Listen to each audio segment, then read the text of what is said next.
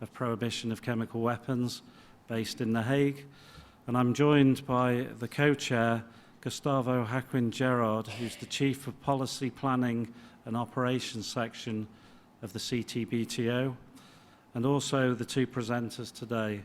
To my immediate right, Dr. Jonathan Foreman, the Science Policy Advisor to the OPCW, and Mr. Narlan de Silva from the Geological Survey of Sri Lanka. He's a geophysicist working on science policy issues for the Foreign Ministry of Sri Lanka. The format's going to be two 15-minute presentations from both the presenters, and then a discussion in which I'll invite questions from the floor.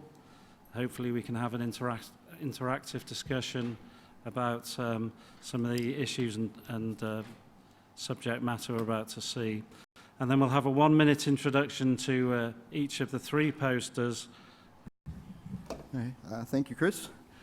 So for those of you that are familiar with the OPCW, you probably know that this year is our 20th anniversary. So that's 20 years in force of the Chemical Weapons Convention. And one of the things we like to talk about, success story, is declared chemical weapons stockpiles, all of the stuff you see in purple on this chart. At the beginning of 2017, 90% of it had been destroyed. Terrorism. There are active investigations and police actions in murder cases involving nerve agents. There are Security Council mandates for attribution of people that have used chemical weapons. And there is a very, very high-profile event that took place in Syria last month, or in April, actually. And this afternoon, or this evening, a report of a fact-finding mission on that incident is supposed to be released. So things are going to be heating up a bit at our next Executive Council meeting. How do you implement a chemical weapons convention when you have the success stories we like to talk about and all of the challenges? There's 4 main areas. We talk about the destruction of chemical weapons stockpiles, inspections and investigations, and 2 other areas that probably get less attention but are quite important because they're about bringing countries together. Countries that are member states of the OPCW are obligated to provide assistance and protection to other member states in case of a chemical incident. And there's also an interest in using science to bring together international collaborations. And we'll talk more about that as we get through these slides. Every article in the Chemical Weapons Convention has a scientific and technological underpinning. You can't actually implement this treaty without having scientific and technological expertise. And we have 192 states parties. That's only 4 that are not states parties to the convention. And if you think about how they talk, here's our building in the Netherlands, and here's how the conversations look across the world. And this, let me tell you, is more noisy and uncertain than any scientific data set that I have ever seen. But we also know that it is possible to have global conversations about science that are productive. I think we've been hearing about that this whole week, which is pretty amazing.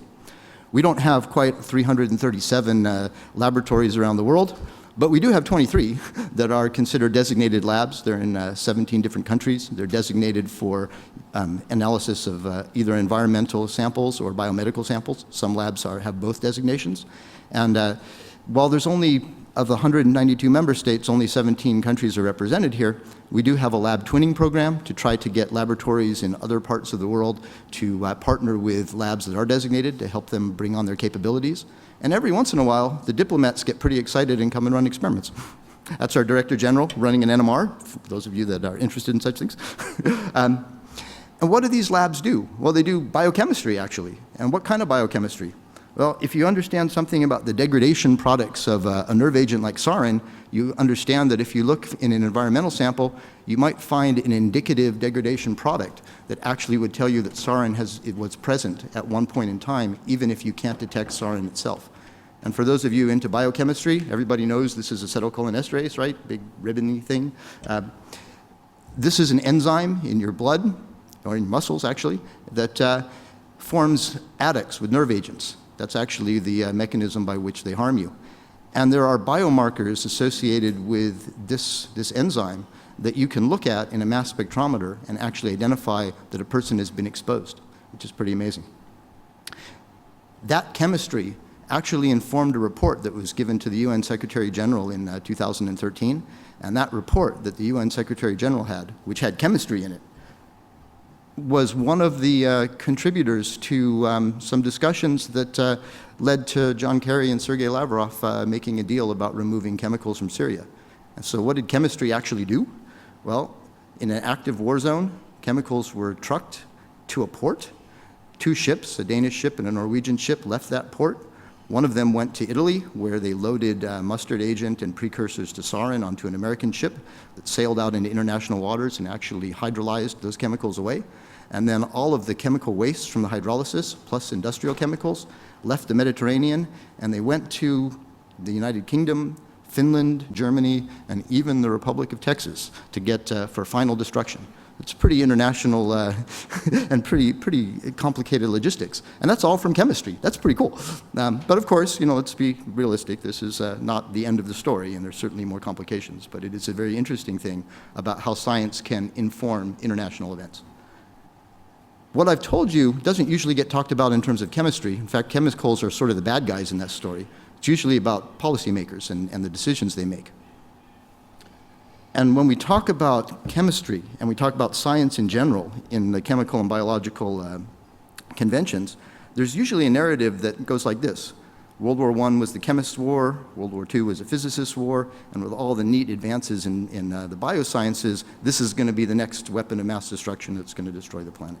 And there's a number of treaty organizations and treaties to try and curtail the science that might lead to these bad outcomes. This is, I think, quite unfortunate. I come from a science background. I think this really paints science as kind of an enemy of disarmament.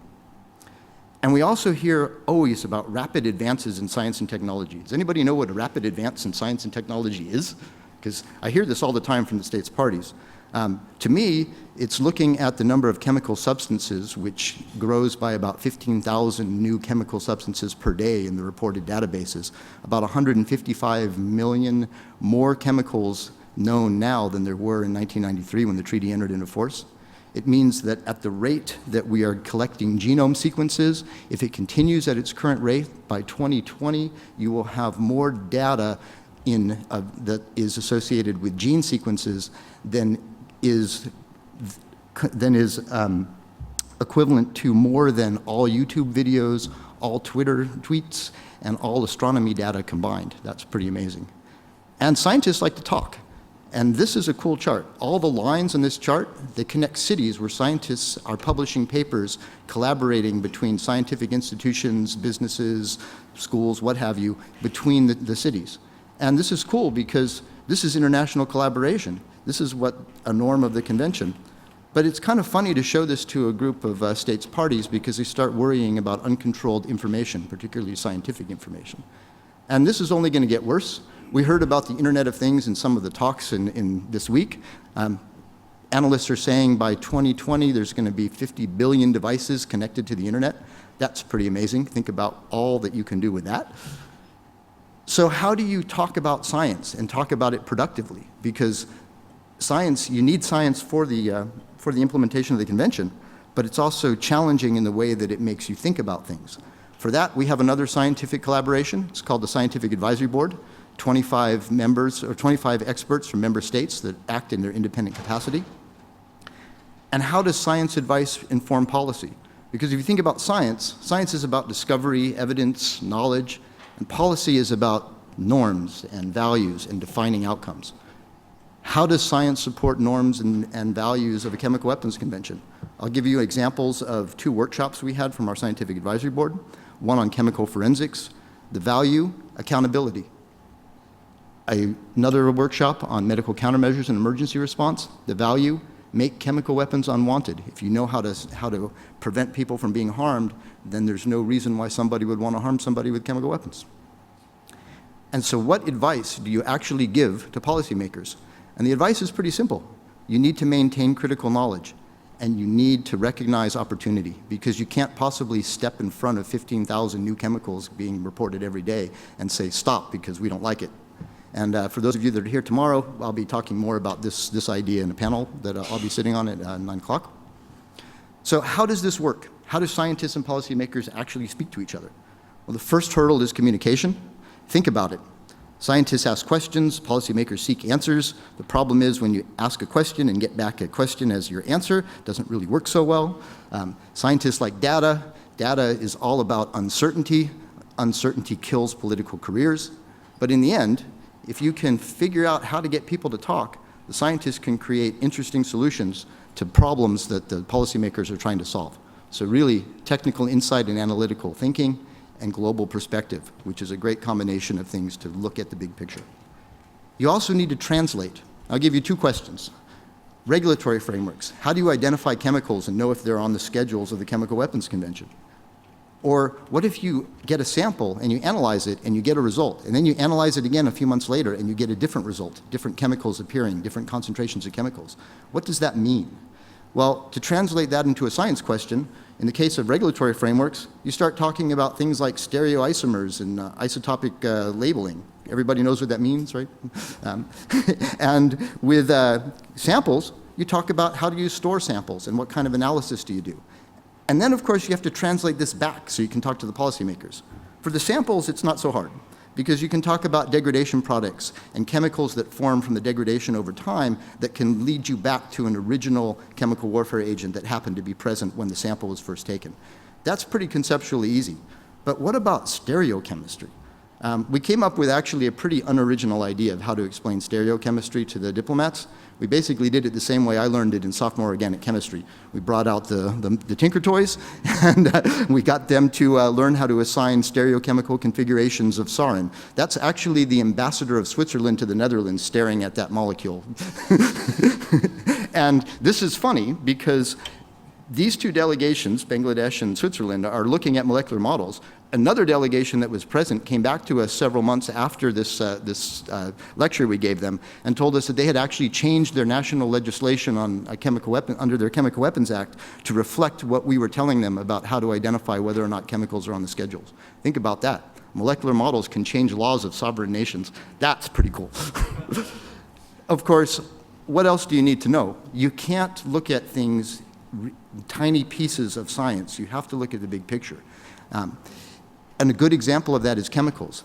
Having a chemical that's harmful is not a chemical weapon in itself. You need to understand more than that chemical. You need to understand how chemicals are made and on what scale. You need to understand biological effects and how to treat them. You need to understand materials and safety precautions. And you need to know something about physics and engineering to understand delivery systems. And one of the most important things that we've learned over the years that the Scientific Advisory Board has been in existence is you need to get feedback from who you're providing advice to.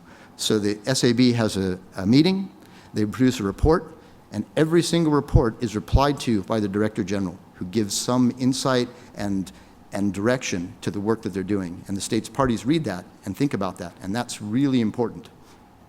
Science communication with relevant stakeholders is equally important. The Scientific Advisory Board regularly briefs the state's parties. We do Science for Diplomats events where we actually try to teach them science, let them play with molecular models. Sometimes we do things like let them taste wasabi. That's the ambassador of Australia to the Netherlands, and he's about to put a big dab of wasabi in his mouth because wasabi has a chemical in it that activates the same biological receptor that tear gas activates, and we were trying to explain how tear gas is a temporary effect, and we couldn't think of a better way to do it without actually tear gassing him.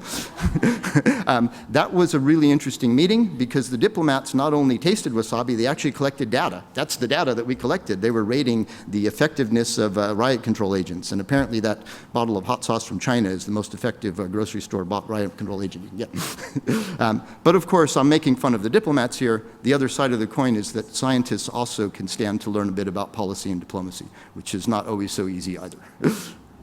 Science mechanism must also be adequately supported. A science officer, a secretary to the Scientific Advisory Board in an organizationally relevant position, and funding is absolutely critical. The United Nations had a Scientific Advisory Board that met for its 5th session last year, and in the report that they wrote, they actually talked about some of these same things that we've just mentioned as being important in order to make the science advice effective. So it's not just our experience, it's our sharing our experiences with other boards that's helping us to understand how to better communicate with the policymakers. And most importantly, the Scientific Advisory Board members are in their independent capacity. They're not acting in the service of their country.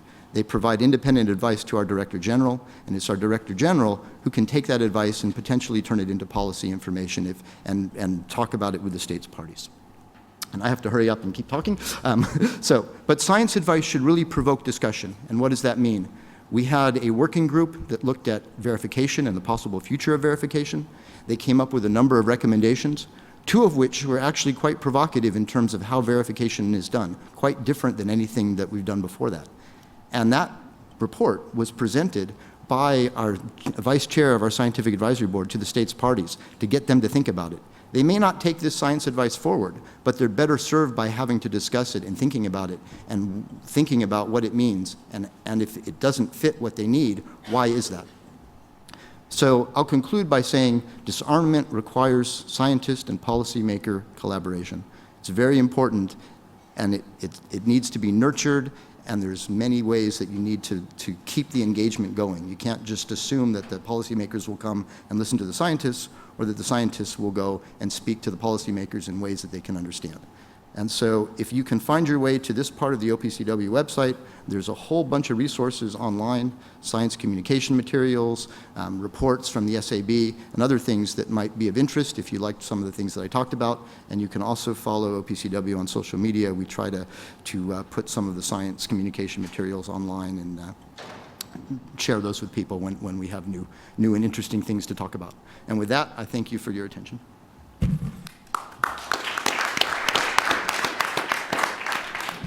Thank you very much, Jonathan.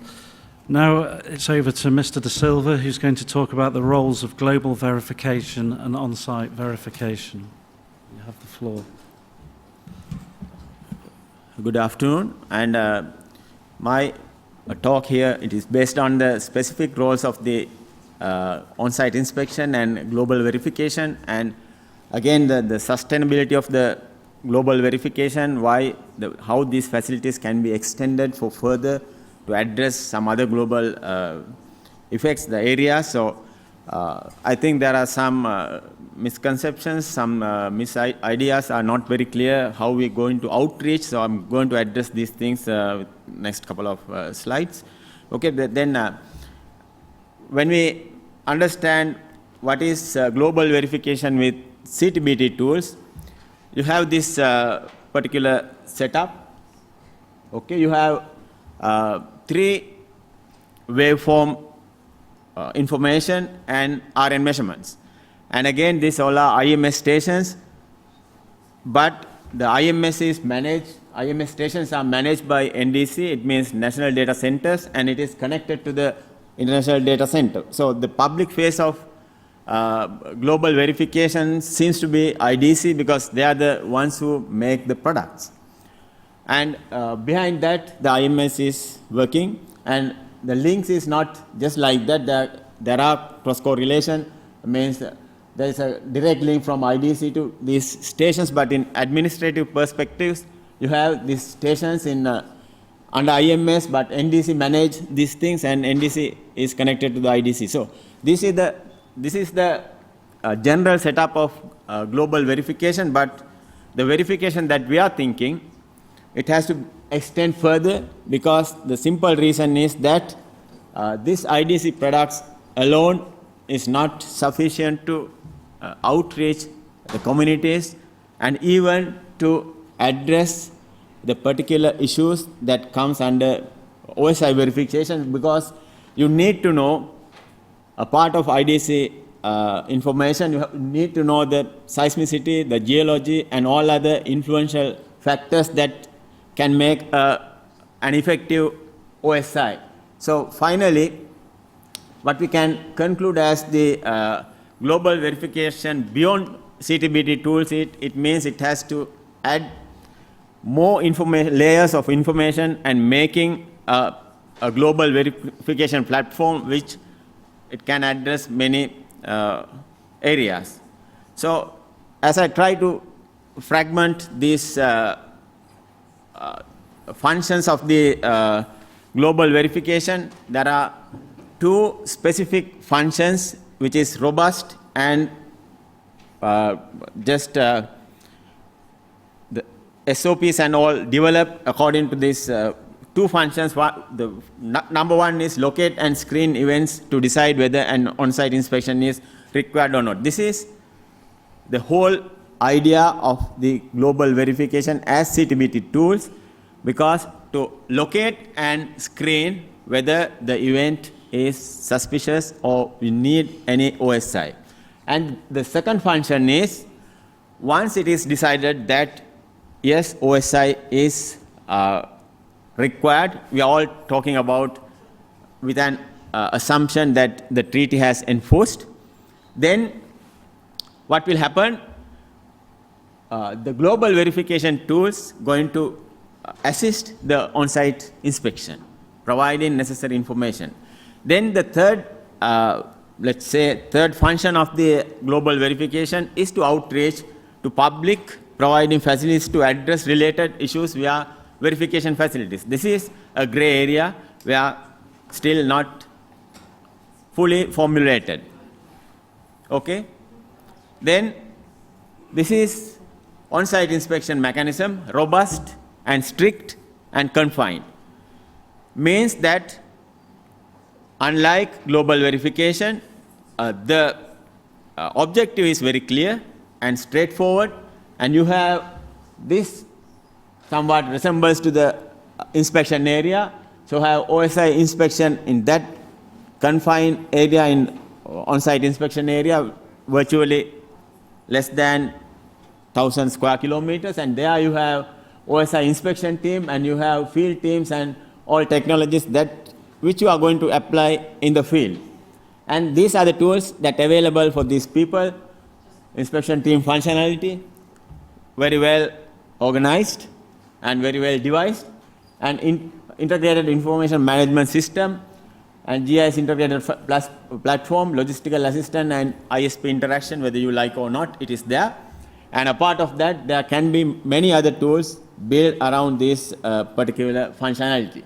And this is the lifeline of the OSI that has a link from the inspection area to the outer world, which we know as operational support center.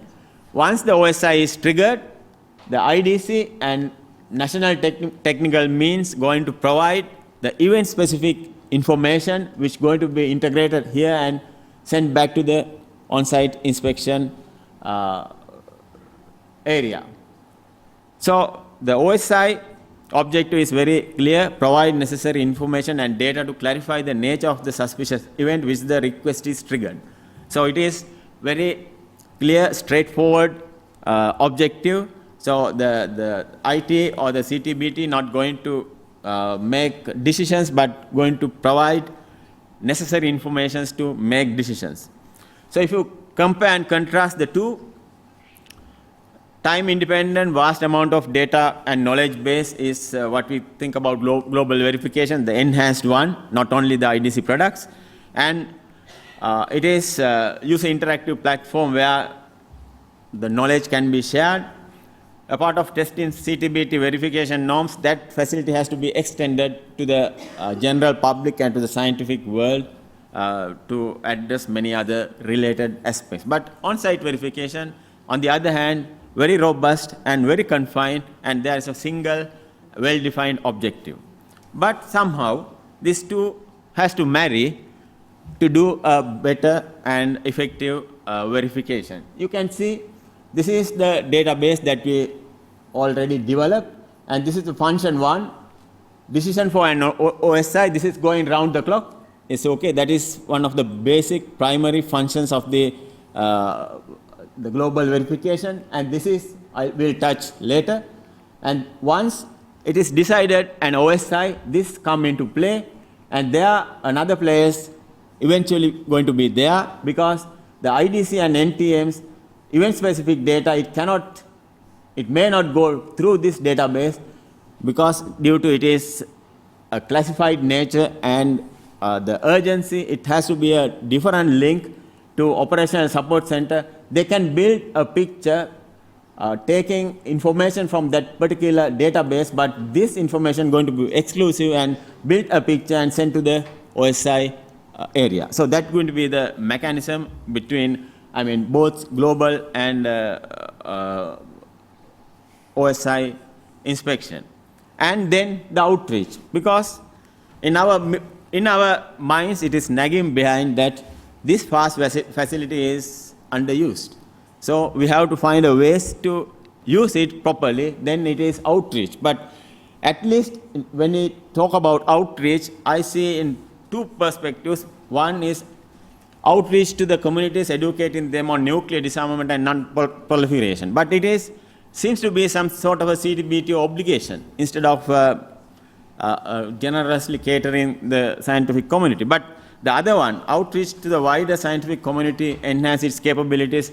From here, we have to prioritize our areas. It means we have to manage this, CTBT should manage this particular database, and they have to find and identify the end consumers. So they have to manage and enhance for the function 3, and then prioritize the end consumers. Unless, people won't come here and take what they want. It won't work. So it has to be properly devised how it's going to cater the people. So again, here, how much data is required for the basic functions? Basic 2 functions, as outlined here.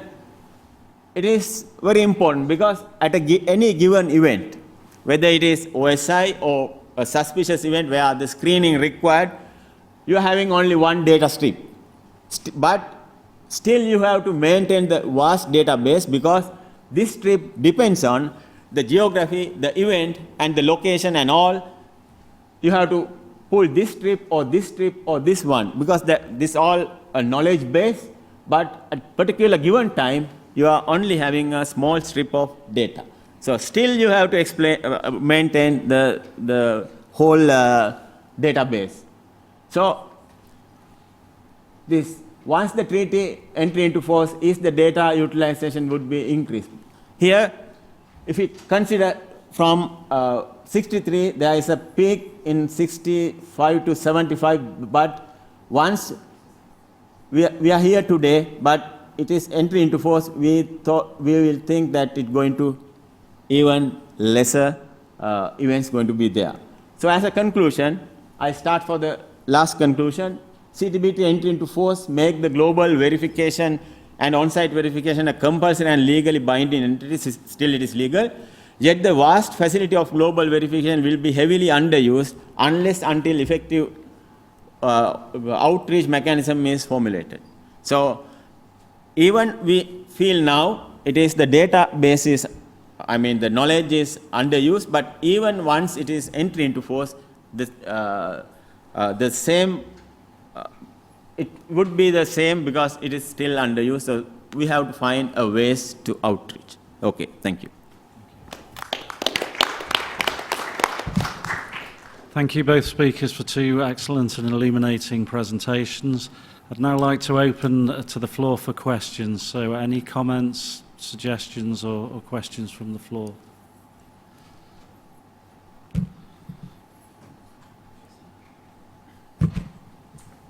Thanks.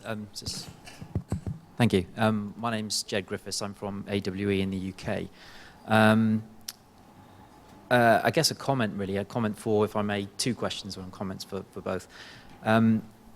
Firstly, to our last presenter there, you talk a lot about the issues in coordinating the technical effort across the global verification network, as you call it, the IMS, and then how that might relate on how data is used then in an OSI.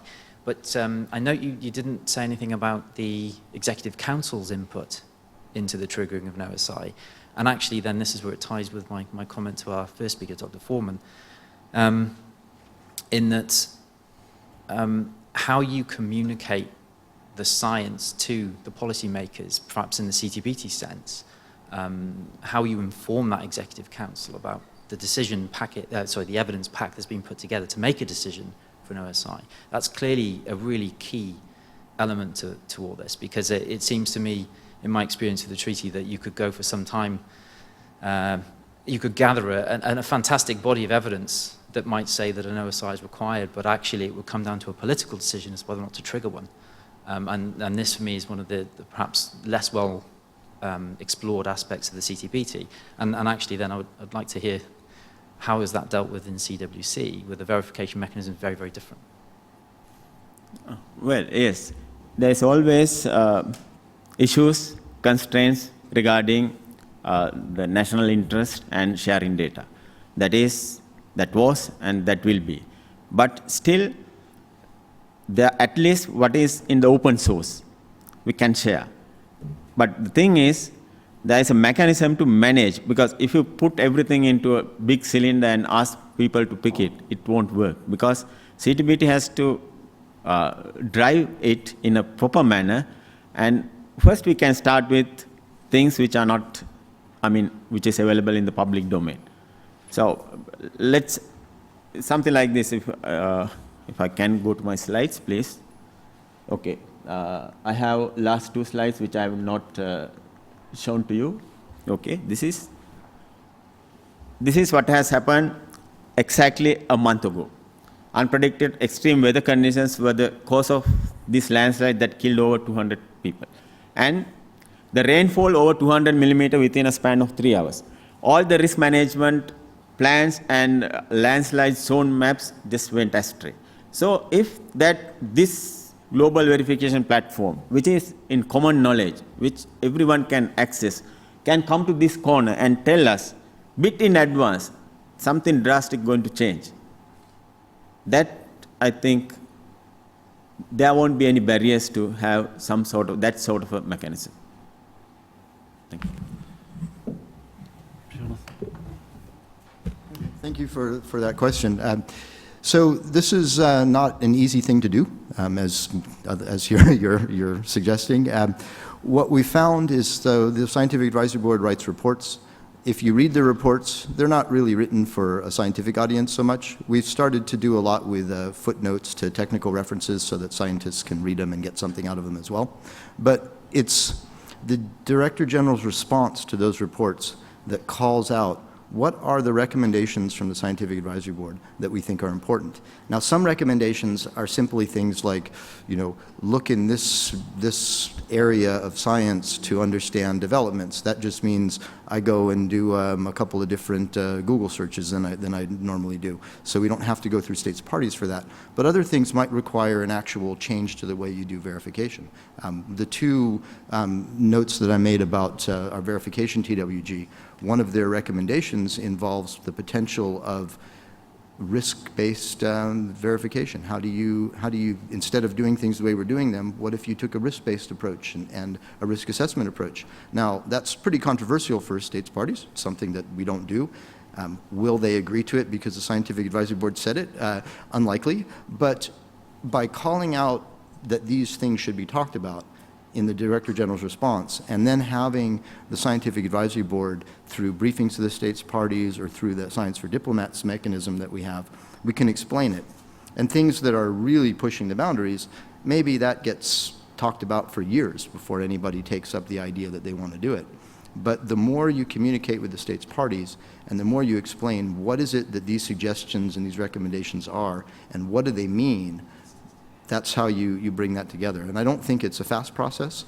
Some things, in that verification report, I should point out, there was 18 recommendations, and actually about 15 of them have actually all been implemented in some way, shape, or form. Not exactly necessarily as recommended, but in some way. And there's the three sort of more sticky ones that are being discussed. And they were discussed with the states parties when, as I mentioned, the vice chair actually gave a briefing to an open-ended working group who's working on issues that might get taken up in the fourth review next year. Next question, John. Thank you very much to both speakers. John Walker from the UK Foreign and Commonwealth Office. Question for Jonathan. What more do you think you could usefully do to improve the scientific, technical, engineering study understanding of the states parties representatives in The Hague? The lunch events that you've hosted over the years have helped a little bit, but what more would you like to do? What more needs to be done?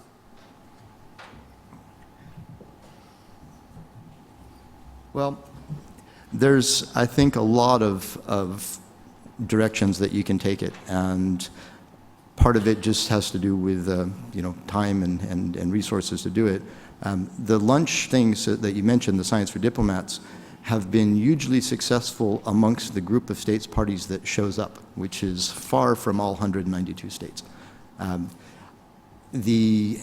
the SAB chair address the Conference of States Parties was very helpful because it gets people to think about these things. But in that forum, it's not a science and technical forum. So I think if we could have, it's kind of circular argument. If we could have a bigger turnout of people at Science for Diplomats, that would help. But how do we make that happen? And the only way I see that going forward is to keep doing what we're doing, get people to talk about what we're doing, because that brings more diplomats in, but also perhaps get more time in plenary during the ECs and maybe even the CSP. And maybe if we could really, again, pushing limits here, if we could get an extra 5 minutes on the SAB chair's briefing to the Conference of States Parties, maybe we could actually, with a cell phone app or something, do something like was done here the other day where they made the sound monitoring network in the room. I mean, that kind of stuff, because that fun stuff, as silly as it sounds, and you laugh about it, that's what's actually brought the people into the Science for Diplomats. In the last Science for Diplomats we did, we had standing room only in the OMS room, which is not saying that we got, leaps and bounds huge crowds, but it's the biggest turnout we've ever seen of diplomats in a room to come and listen to us talk about molecules and chemistry. So I think visibility is really, to answer your question maybe in a practical way, I think we have to just keep being visible and keep coming up with ways to illustrate the science, infographics, posters, and get them to ask questions. And from a more bottom-up approach, perhaps, when we have events like the National Authorities meeting, where you don't have the delegations themselves in the building, but you have representatives from all the states' parties, to try to do some of the science engagement with them so that they talk to their delegations and get their delegations to think this is important. So I think it's being present, being visible, and also asking them what is it, what are the concerns you have, and hopefully we get answers that are different than rapid advances in science and technology, because then we can have a good conversation. So it's a little long-winded answer, but I hope that helps to. Any more questions from the floor? Well, I've just got one to both, or probably to Jonathan. Seeing as though this is about, the theme of this conference is about engaging with youth, what advice would you give to scientists, particularly young scientists starting their career, on how to go about engaging policymakers and influencing their decision making?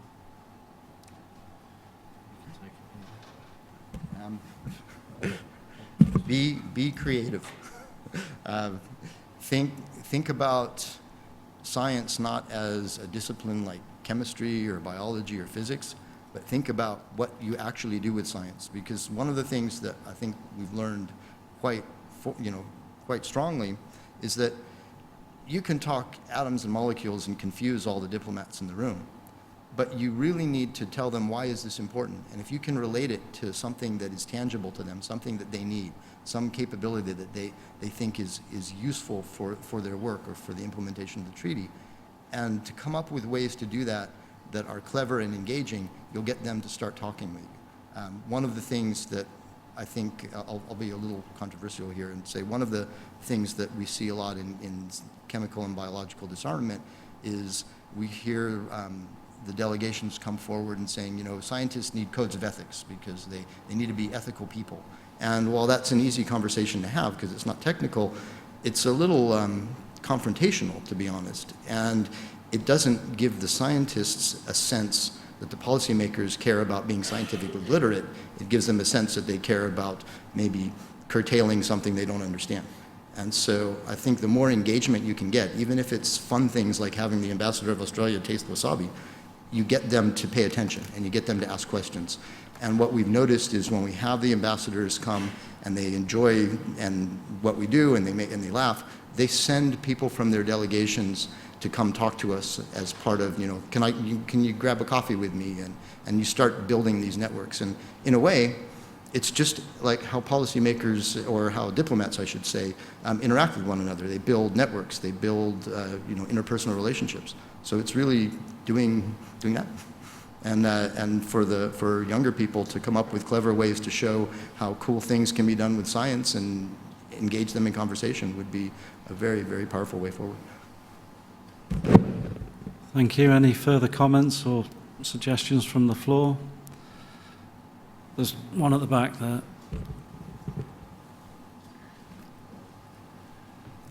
Hi, I'm Shervin Taharan, Arms Control Association.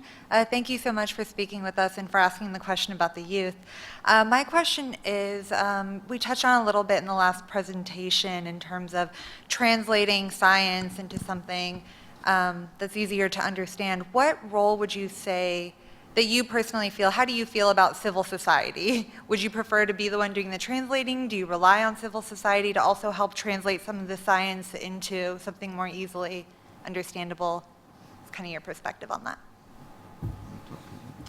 I can answer that. Okay. I think to public to feel, it has to be, they has to be see the results. Unless the general public won't feel that the science has reached to them. Because if we can just say, if we can use this knowledge and science to save the people, their lives, in my example, and so on and so forth, then people understand the science is doing something for just general public. So if we can't reach that far, whatever the policy is in the books or the papers and whatever there is worthless. That is my point. Yeah. I'll just add a little bit to that. I mean, talking to civil society as a whole about science is actually conceptually not so different than talking to diplomats, because you're talking to people that are not necessarily with technical backgrounds, that may have questions or concerns about what's going on in science, I mean, particularly in the life sciences these days. So it's really, talking to civil society is really important because it helps you to become a better science communicator. And I think that's the best that you can really do. You need to have an ongoing and engaging conversation, and not a one-sided conversation that says, oh, we're worried about the science, what are you doing to stop it? Or, you know, you guys should learn chemistry. I mean, that doesn't work. You need people that understand why things are happening, what are, in fact, the driving forces of what creates new science, what drives research in different directions, and let people know where that comes from. Because a lot of those driving forces are actually coming from civil society. The people just don't necessarily realize it. Thank you. Thank you. I think with that we'll end the discussion. If any of you have any questions, I'm sure both presenters will be available after this session for a conversation. Now it's time to introduce the posters, and I believe we have three presenters, and I would like to ask them to come up now and to give an introduction to their poster for only a minute. So the first one is Poster 1, Science. Thank you.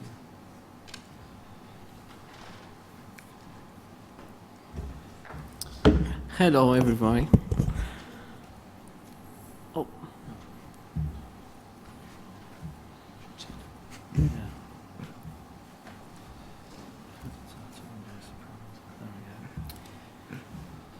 Well, I'm going to talk about impacts of nuclear energy and the lack of strategic issues for global stability.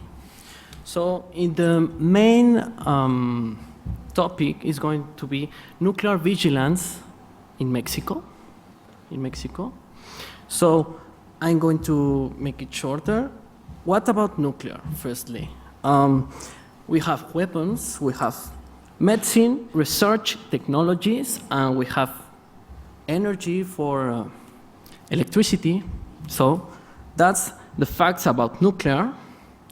And what are the collateral risks about nuclear energy in the main topic? There are 20,000 nuclear weapons, of which 2,000 are on instant alert, ready for immediate use. So, in the about weapons facts, it's a very big risk. So, that's we know that everyone here. So about nuclear energy, I'm going to say we can do better about scientific community. So our point of view about scientific community, we need to research not nuclear. We need to research renewable energy, like aeolic, like other alternatives that we can spend more time doing that. So, Thank you very much. And if I can introduce the next poster speaker, Sanchez. Thank you. Yeah, that's you again. Okay. yes. Sorry.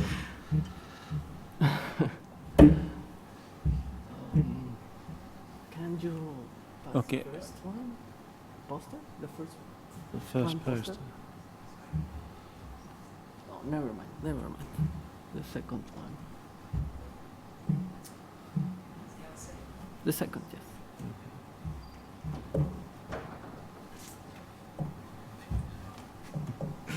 So,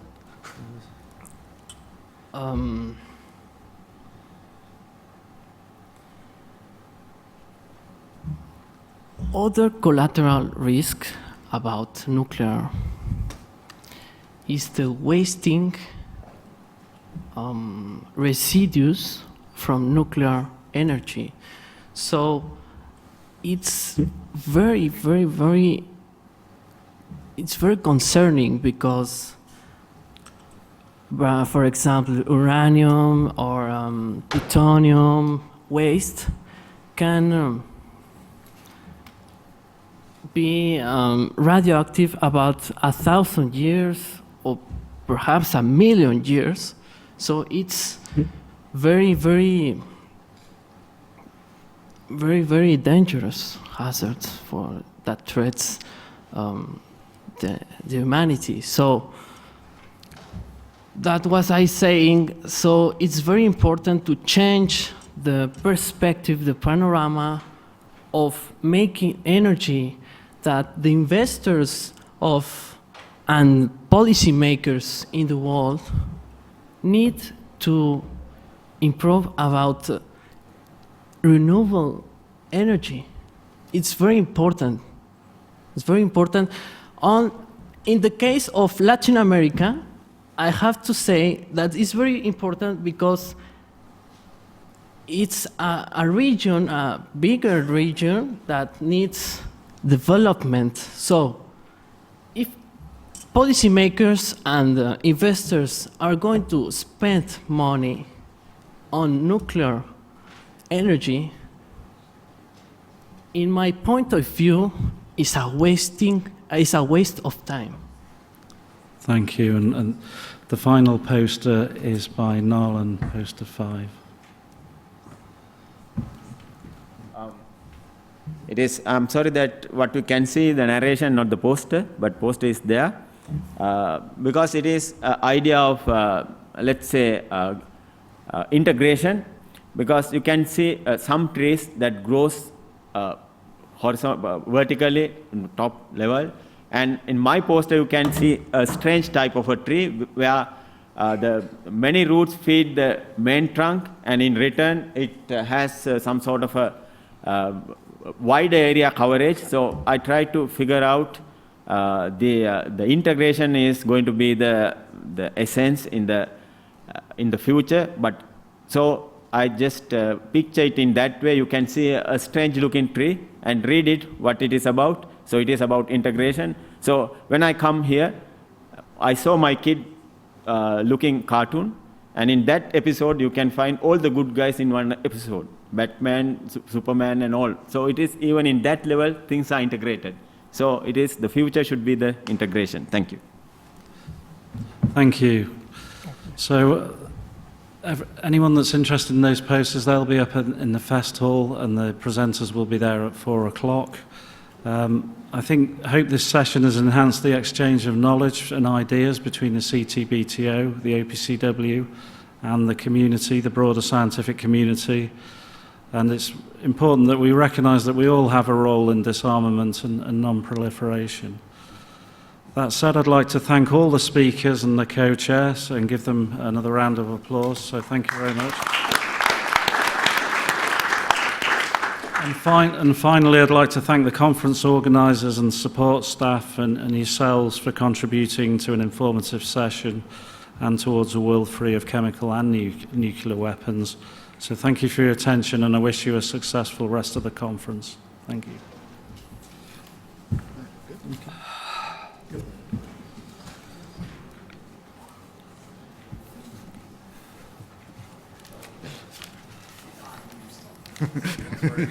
Just a few things. Yeah, it's quite important. And it's great to see that there are more and more examples of where science actually makes a difference in policy making and patients. So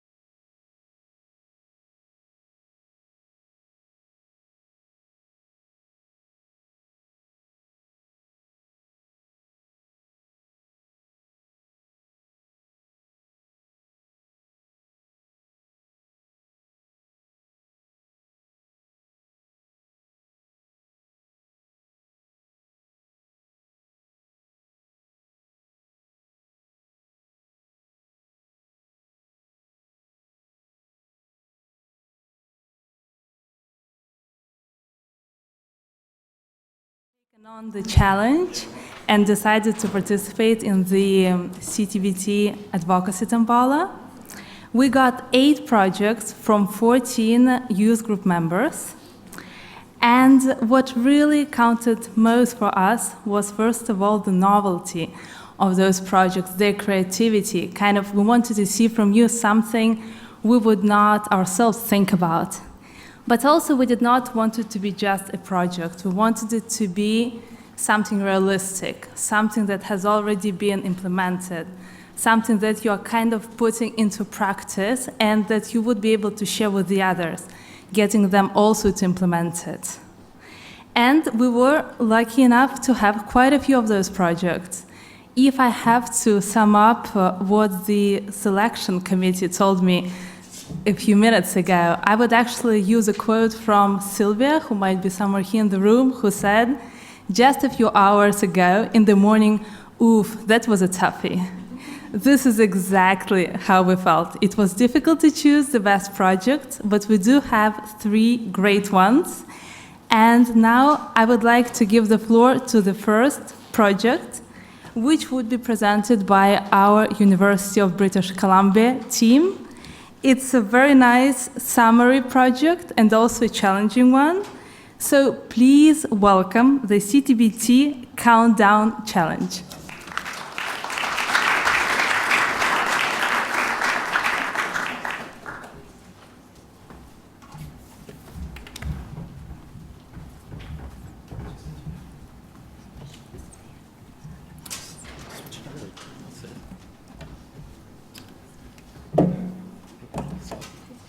Solidarity?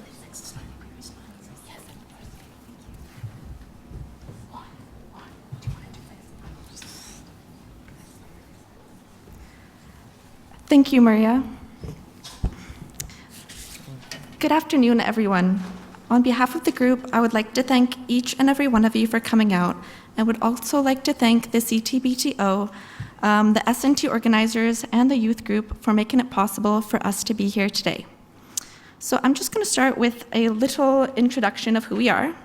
So my name is Veronica Ryskova, and I came with the group from the University of British Columbia, which is located in Vancouver, Canada. So here are my group mates. We have Morgan Slesser, Juan Bustamante, Bronwyn McCarter, and Veronica, just like me. How do you say your last name? Chokro. There we go.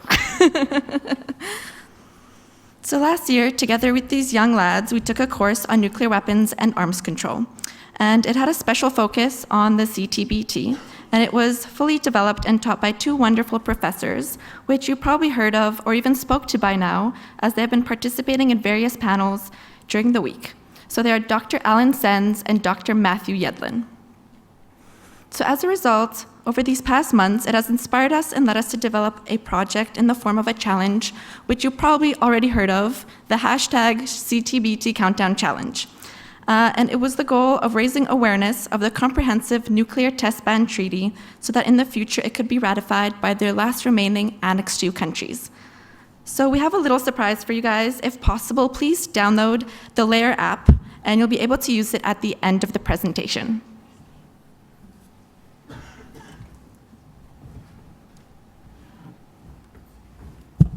Thank you. So the rules of the game were pretty simple. We were partly inspired by what we saw in the immediate aftermath of the ALS Ice Bucket Challenge, which we recognized raised great awareness for what was a pretty serious but unknown issue. And as you can see here, you grab a cup of water, both players close their eyes, count to 10, and as the 10 seconds elapse, they decide whether to throw the water or not. And the theory and ideas behind that are going to be expanded on a little bit later. But the rules are pretty clear, and if they aren't, we were lucky enough to have Dr. Zerbo help us with the challenge, and I think his challenge in particular really exemplifies why this game's so good. 10, 9, 8, 7, 6, 5, 4, 3, 2, 1. Woo!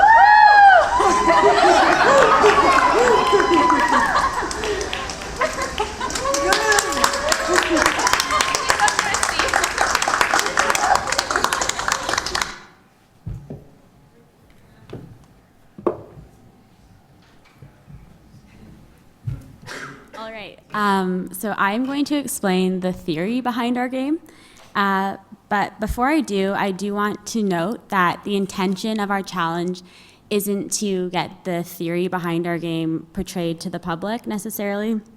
Rather, the incentive of our challenge is to bring awareness to the CTBT in a way that can be universally understood by as many people as possible. With that being said, for the sake of this conference, we do believe it is important that the theory behind our challenge is explained. So we have derived our challenge from the idea of the prisoner's dilemma scenario in game theory. So our game represents the fact that although in the long run, the payoffs are better for countries if they do not test, with unenforced agreements, they can have the incentive to defect on these agreements out of fear that another country will test first and therefore become stronger than them. So really, our challenge exemplifies the importance of the universal ratification of the CTBT.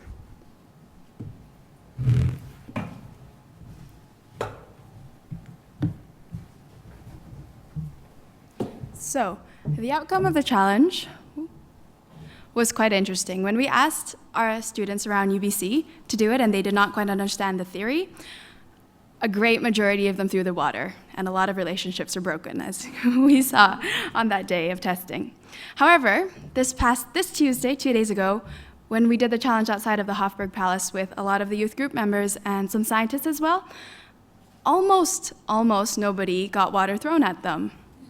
And this showed us that when people are informed on the topic, such as all the lovely people at this conference, and understand the full implications of nuclear weapons testing, we will take a second thought before carrying out actions that have very heavy consequences.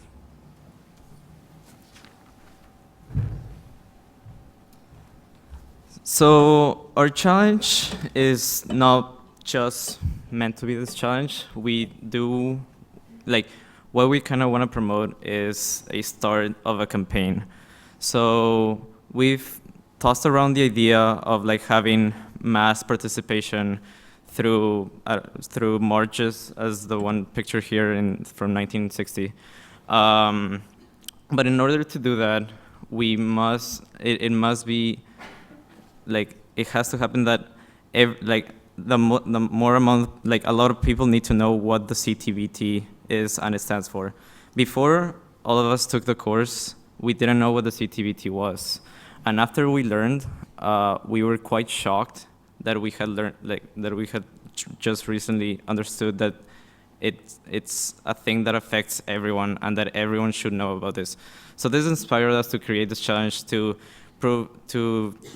have a vehicle that can give a foundation of understanding to as many people as we can reach.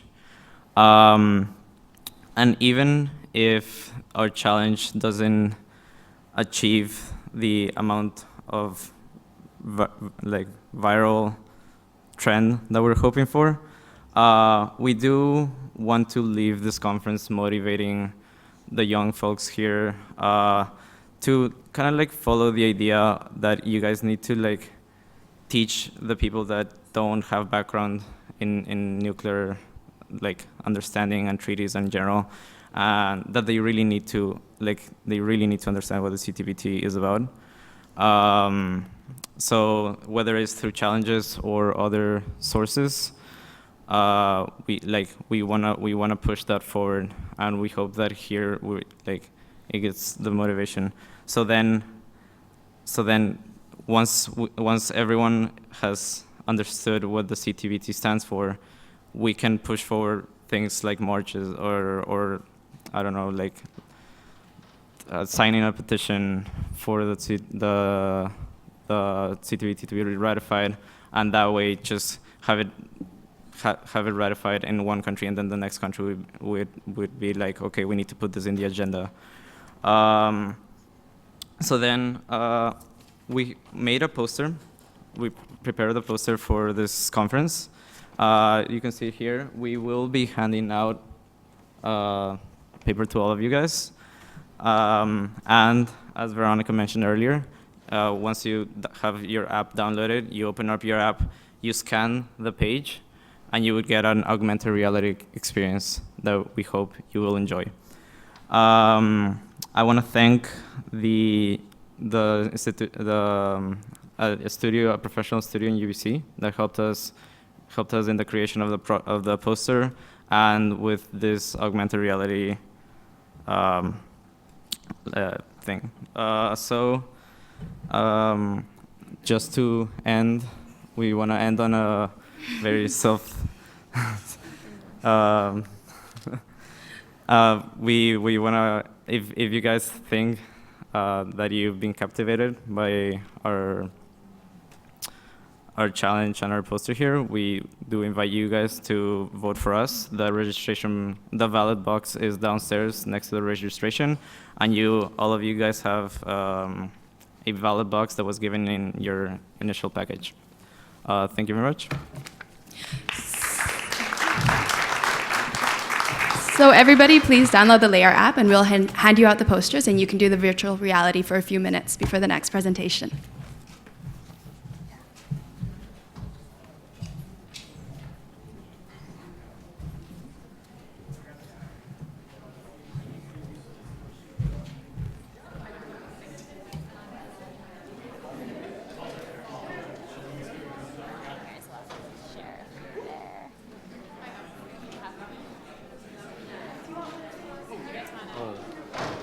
Ready? Yep.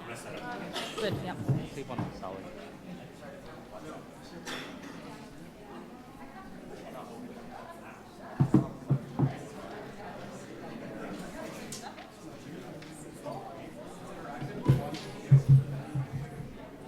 pass this down?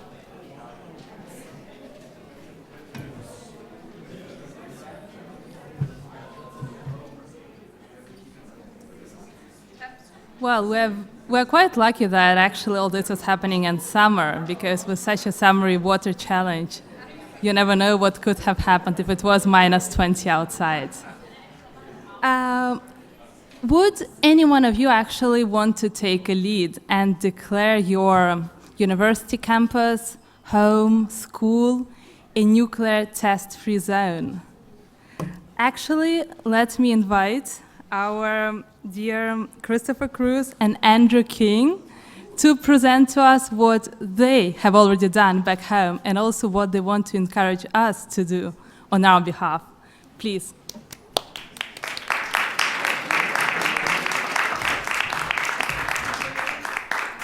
Just want to take some time to set up. Toss this over here. Okie doke. Wow, I love this podium already. Quite fond of it. Well then, greetings all. I'm sure you all know me. My name is Christopher. And before I commence, I would like to give a heartfelt thank you to Dr. Luzina Zerbo for inviting us to this conference. Thank you so much. Diana, thank you for making video phone calls a routine. It has been a while since I was in one. The next people I would like to also thank are Masako Toki from CIF and Dr. William Potter of the CNS. Lastly, I wanted to thank Mr. Andrew King, who is old enough to be my teacher and yet young enough to be a part of the youth group itself. So today I'd like to present to you our nuclear-free schools movement. Now, many of you are wondering how this plan was conceived in the first place. And let me tell you, it is all thanks to King himself here, a veteran CIF teacher who joined our school a year ago. Upon his arrival, Mr. King created a nuclear disarmament and non-proliferation club at our high school. In an effort to prepare us students in becoming globally minded and better critical thinkers. The types of experiences Mr. King provided to our club included, actually, does this work? Okay, there you go. Okay, my bad. Visiting the Nevada nuclear test site, in which one was able to stand by one of the famous nuclear test craters in Nevada from the mid-40s and early 1950s. Accompanying Kimberly Nunez, here on your left, one of our high school alumni, to a United Nations Nuclear Disarmament Conference in Nagasaki, Japan, in last December. She was still a high school senior at the moment. And we also got to meet amazing dignitaries, such as former UN Secretary Ban Ki-moon, Dr. David Krieger of the Nuclear Age Peace Foundation, and Dr. Perry, who was former Secretary of Defense during the Clinton administration. And last but certainly not least, Dr. Lizina Zerbo himself. We met the executive secretary at the Atomic Bomb Museum in Nagasaki, both for a private panel and a public one. This is where I gave him that famous letter that many of you have heard of, in which I gushed out how much of an inspiration the man is to me. By the way, before I continue on with the relevant stuff, I also met Arashu, and I'm pretty sure you guys all know Polina at this moment, right? So, this past spring, we were able to give multiple classroom presentations to promote the nuclear-free schools movement, which is an effort to promote global change and youth empowerment through education and action. My partner in crime, Leslie, and I decided that it was important to educate our classmates. On March 3rd, our petition was open for signature. After 85% of the students signed the petition, our declaration entered into force on March 24th. And thus, we are officially a nuclear-free school. We will officially hang all our ginormous signs across campus within the next few months. The signs present here are extra signs that will also be hung around the school later this autumn. We realized the value of sharing this movement beyond our school, and we thought of it at the local level. We intend to achieve this in two ways. One way is through a local conference of Los Angeles schools. The intention is to engage them in discussions regarding nuclear testing and disarmament and convince them to become a nuclear-free school. We realized that it was critical for students to become proponents of disarmament and fantastic youth members of the CTBTO. We came to this conclusion yesterday afternoon when Mr. King's son, Roger, humbly asked Dr. Zerbo if he was able to join the youth group. Zerbo later retweeted, "You're never too young to care about the future." The CTBTO and its youth group need you. So there you have it, one form of spreading the effort beyond our school. The other, nuclearfreeschools.com. That is our alternate method. This website was intended to reach schools that were unable to attend conferences such as these, or the ones in CIF, and make it accessible for the students to join this movement on the global scale.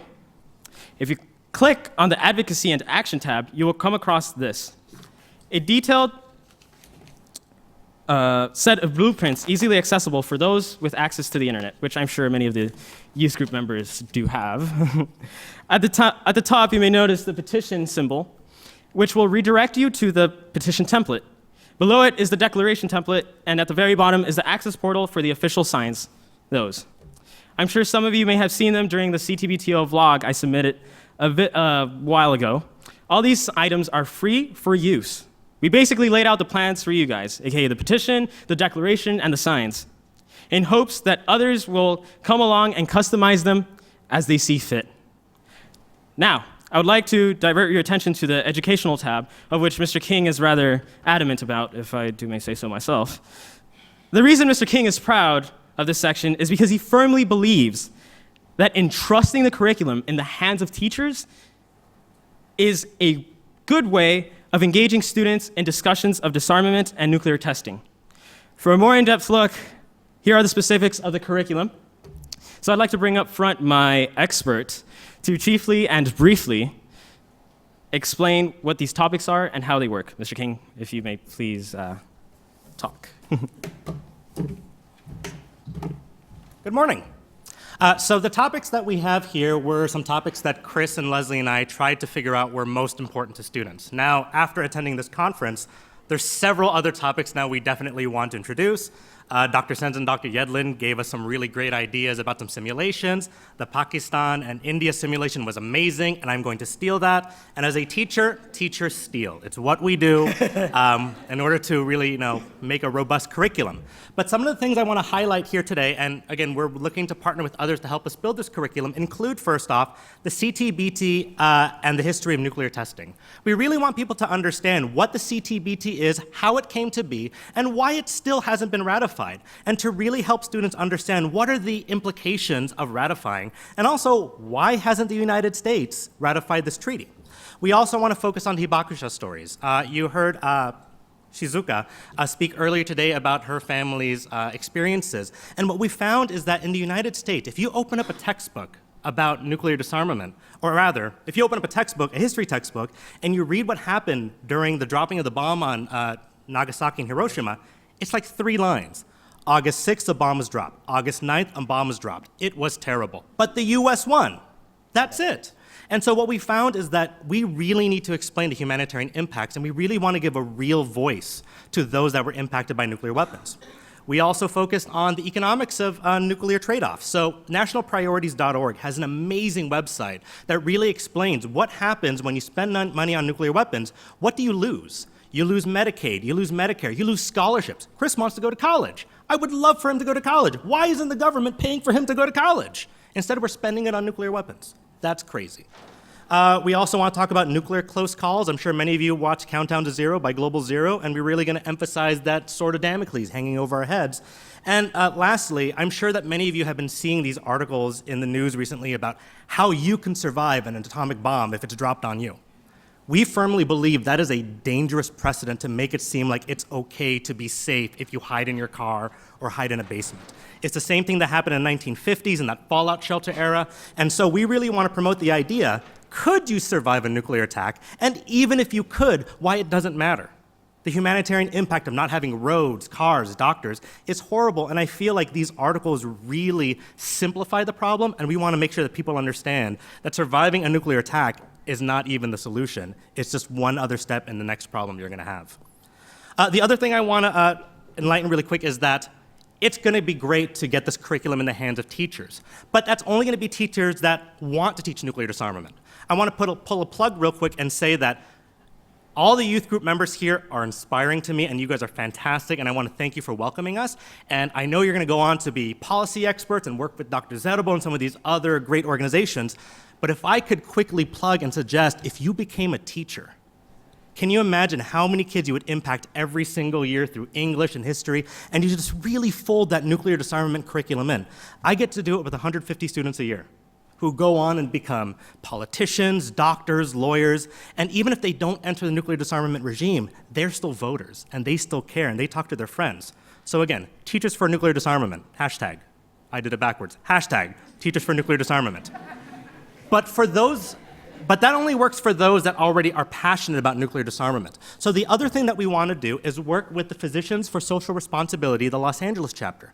And what we're currently working on is passing California legislation to update the California Education Code to ensure that nuclear disarmament becomes a part of high school curriculum.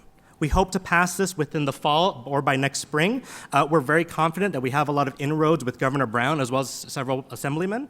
And so stay tuned, and we look forward to updating you on some of our progress. Chris, back to you. Many thanks, Mr. King. See, I told you he was my expert. So, we'd love for our audience here to join our Twitter campaign that Mr. King has just mentioned. This campaign, by the way, has already garnered the attention of Dr. Zerbo. And at its most basic explanation, it is this. By having you write the name of your college or university on the signs, you are expressing your interest in making these places nuclear-free schools.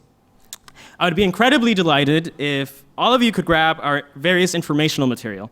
The material ranges from an article explaining the importance youth have in the nuclear disarmament fight.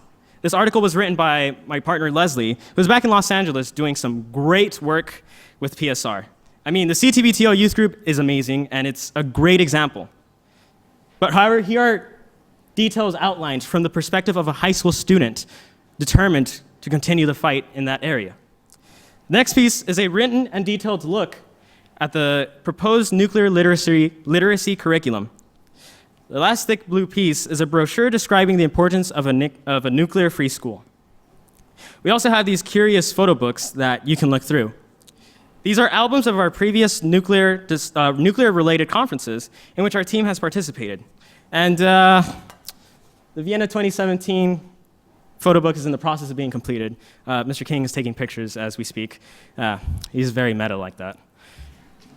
All right, ladies and gentlemen, we cannot wait another 20 years. The wait has been extremely long, and it has been painful. Therefore, it is time we finish what we started, because we can do better together for everyone. And the time for action is now. And I am excited about the waves of change that will begin with our youth and spread across the world. Thank you for your undivided attention, And I call it the end, or the beginning.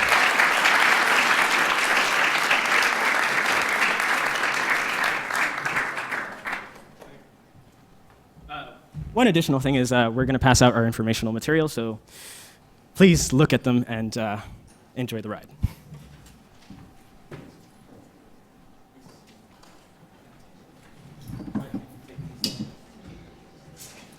So powerful, so inspiring. I think all of us know quite well what are 3D movies, but have we actually ever known what a 3C movie is? Let us welcome Arashu, who would try to explain to us and also to show how by being creative, curious, but also critically thinking, we can actually make a difference in prohibiting nuclear testing. Arashu, you're welcome.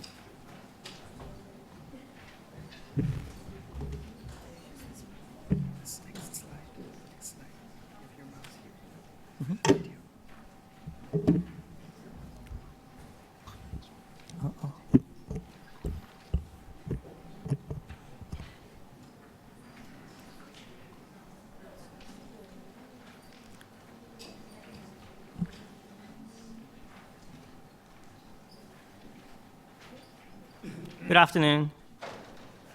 I'm Arashu Onodera from Soka Senior High School, Tokyo. I am also one of the participants in the Critical Issues Forum this spring, hosted by CNS. I'd like to express my gratitude to Dr. Zerbo, who kindly invited us here. Now, let me start my presentation. Young people have a big power to change the society.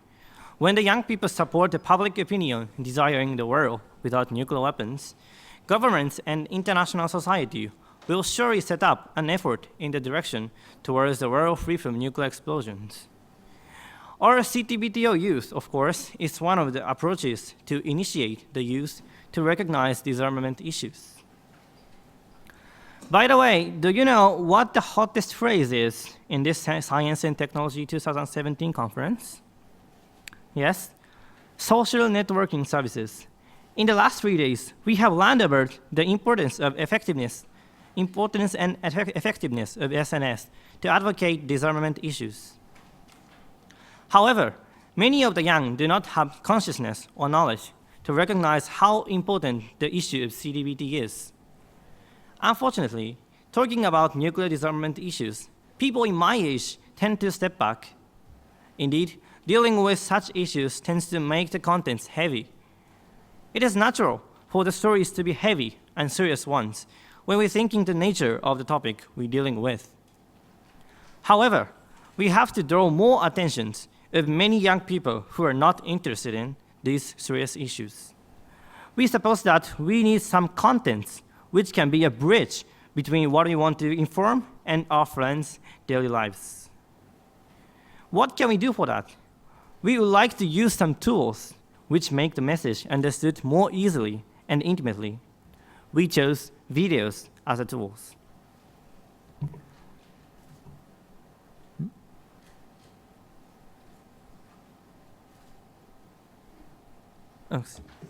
Actually, I have already made a video based on this idea with my friends in my high school. This video expresses the vulnerability of NPT systems and is uploaded to YouTube. So now, please watch this carefully while imaging our message about the vulnerability. Well.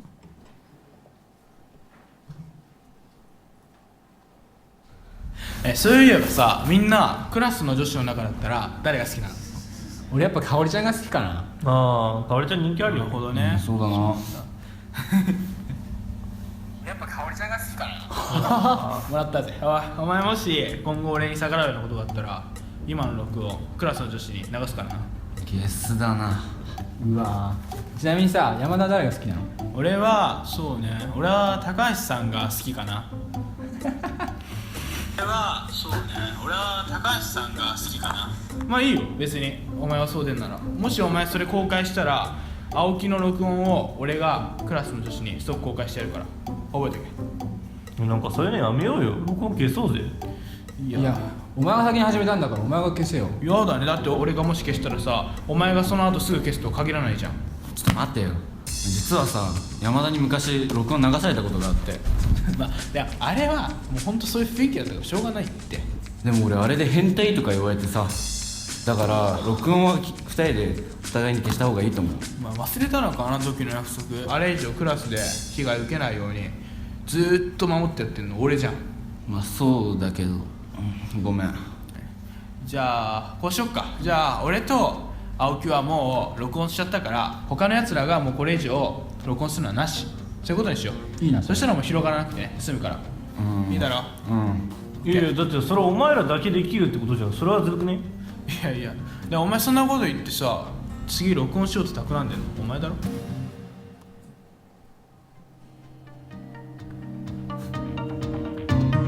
Sorry, there's a little bit difference between sounds and sorry.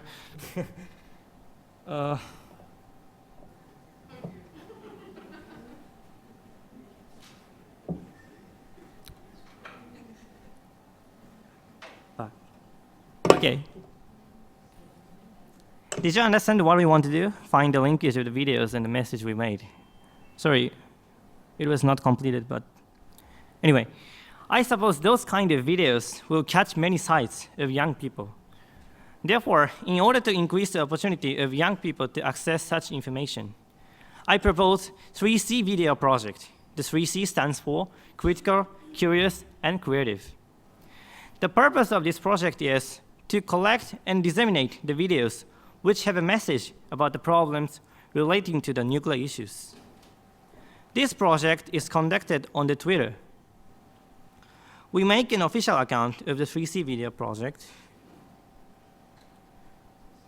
To participate in this project, you have to post your video on Twitter. In that case, you should post it from your account. It's my account. Post it, the video. You have to do the following step to join in this project. First, you have to make one question which relates to the message in order that people get to want to play it. In the case of my movie that I showed you, for example, first question is, what does the recorded data imply? Another question can be, what a comment, I have been protecting you from any threats in the class since the time, said by the boy playing the main character to another boy who is lying over there, referred to. Any question can be fine as long as it relates to the message you want to imply. Only one question is enough. The reason why you have to make those questions is to capture people's interest in this video. So we recommend that your questions should not be too difficult. And do not forget to include the name of the official account of the 3C video project at 3C video project. This is a prerequisite to join in this project. And by doing so, your tweet will be retweeted by the official account. Furthermore, when this project becomes popular, we can regularly hold competitions of the videos. Once you register this competition, your videos will be ranked by the number of retweets made by the account whose followers are beyond 50. In order to become top ranker, you have to get a lot of retweets. During the process, you may ask your friends to retweet your tweet or something like that. The more effort you make, the higher rank you will get. Then your video will spread more. Remember, the name of this project is 3C Video Project. As a byproduct of making videos with implied messages, it stimulates young people's sense of critical thinking. So let the videos include some critical messages.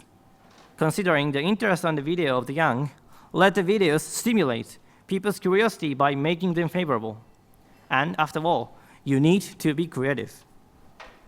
Anyway, it is necessary to maximize the power of young people in order to make CTBT enter into force. I hope this 3C video project, which utilizes SNS, will be the powerful tool of young people to build up the world free from nuclear explosion. Thank you.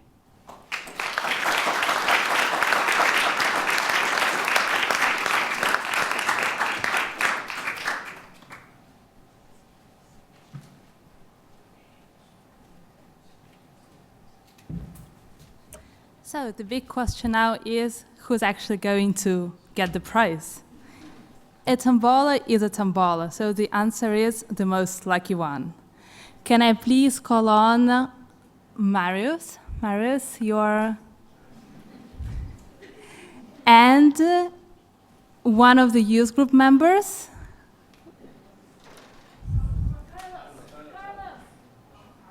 Who? There is... Yes, please come here. Please come here.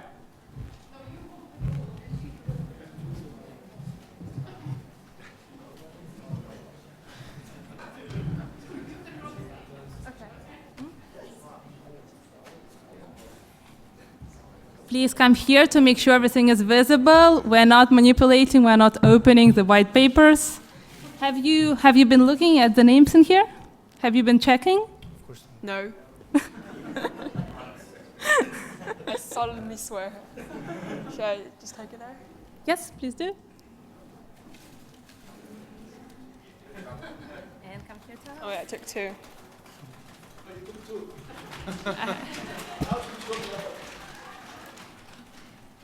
Bronwyn McCarter.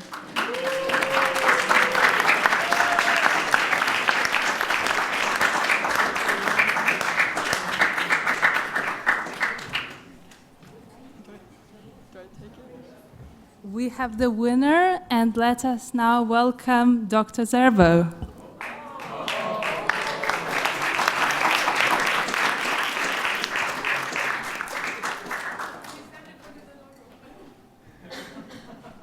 I'm in the picture.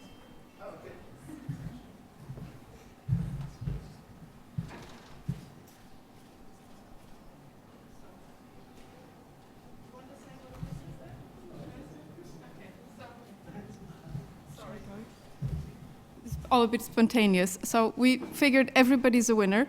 First of all, everybody's a winner who participated. So thank you for all the very creative submissions. It was a tough choice. Everybody who's here is a winner because we all learned about some really fantastic creative projects. And we do hope to see lots more of this creative energy. And then of the 7 presenters that we saw today, everybody is a winner, and we last year produced a commemorative stamp. So please come, everybody else who presented. You get a. So that's Chris, the other UBC students, and yes, Arashu. So.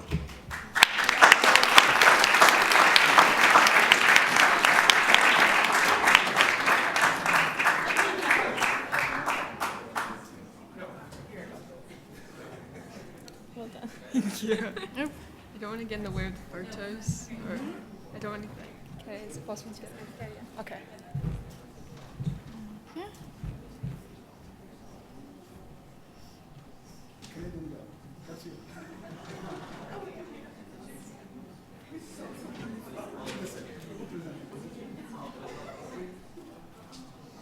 You all did. You all did. Everybody's a winner.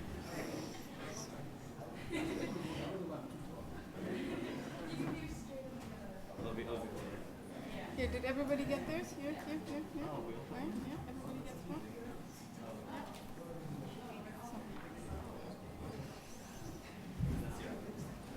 So, good. Yeah.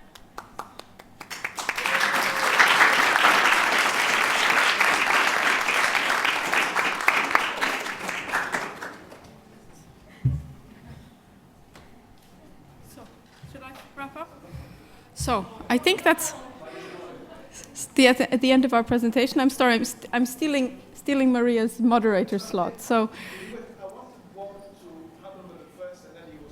Oh. So let's do a group photo with the youngest youth group member.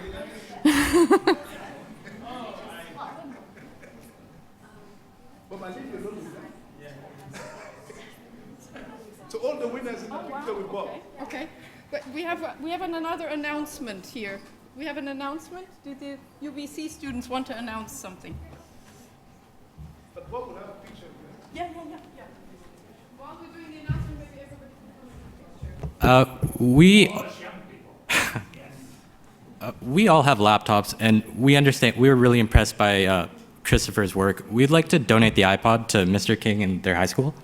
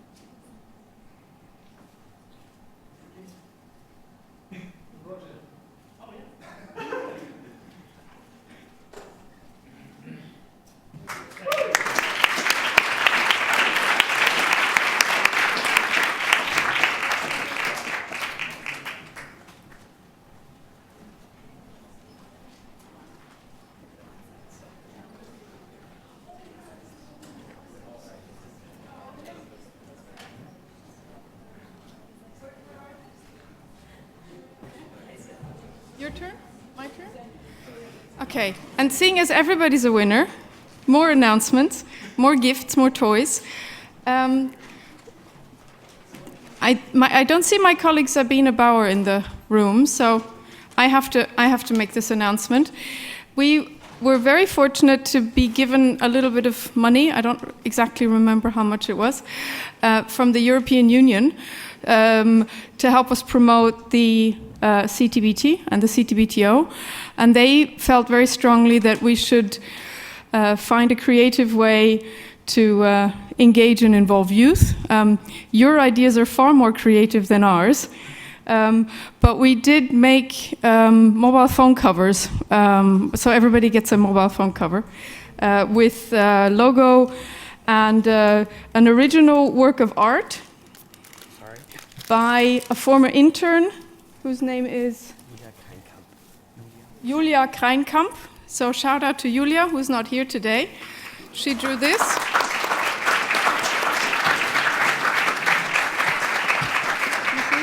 I don't know, can't see it here. Come, I think it's easiest if you come here and collect your cover. We have different formats, so for different types of phones. If your phone isn't included, I apologize profusely. We tried to capture the most used phone types. And I want to, while I'm up here, thank in particular Mariana Argamanian, who's a current intern who did the actual design. So thank you, Mariana. And I want to thank Marius Geno, who is unwrapping the covers, who coordinated the entire Tombola project. So thank you very much. Thank you, everybody.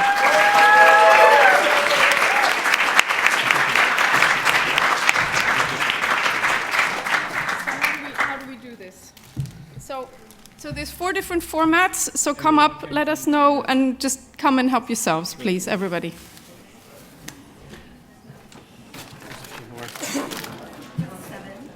Yes, iPhone 7 we have. I don't need it. Sorry, iPhone 7. Just, please, I'll just need the name. We have iPhone 7 and Samsung 7. Let me see. We have And iPhone also 6 and 6, Samsung 6. 6S Plus, 6S Plus. 6S, no? Trying to see where. No, I don't think it's. No, we don't. No.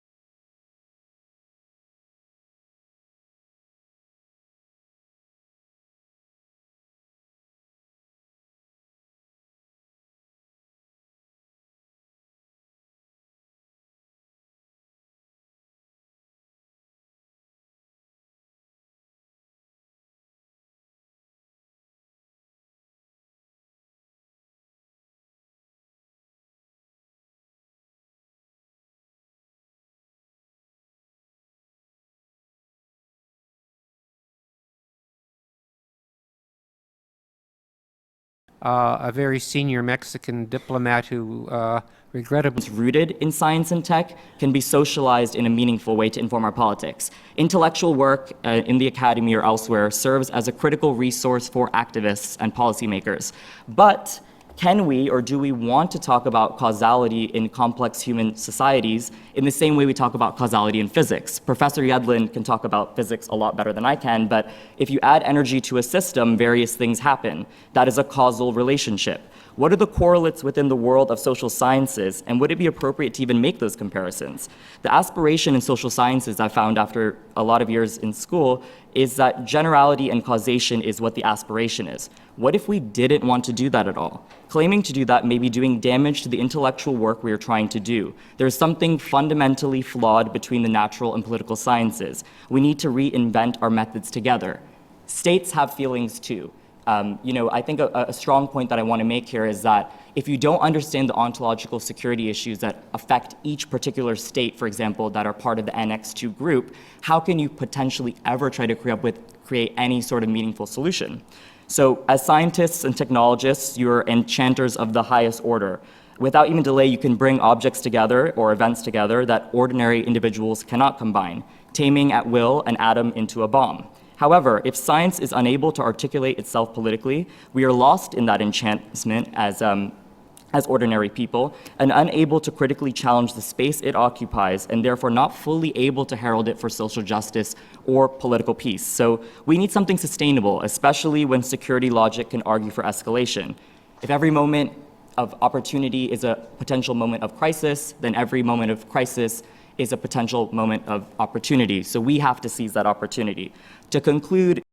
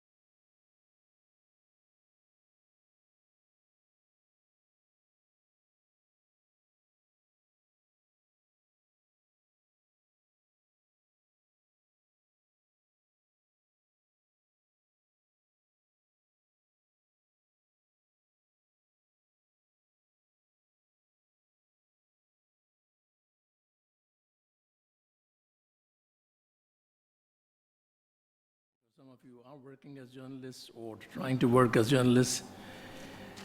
It has been a great pleasure for me to listen to many of you in several CTBTO youth group events and talk to some of you in the last days.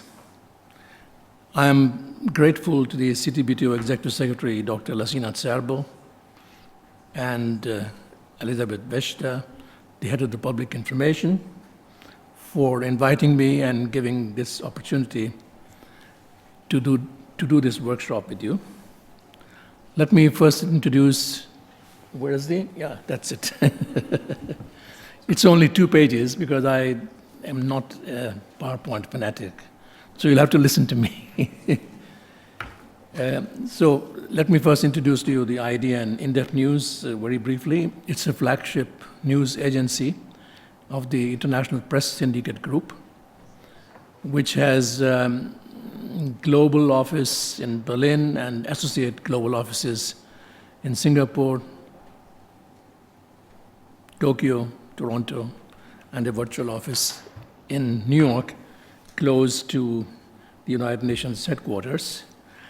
IDN was set up back in March 2009, and we have a large group of freelancers who contribute to us. Our main focus is on 2 issues.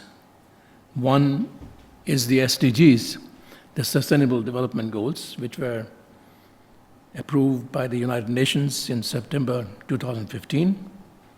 17 development goals, sustainable development goals, with 169 targets. And if you have the opportunity to go through each of the goals, you will realize that there's SDG 16, the goal 16, which talks about peace and justice.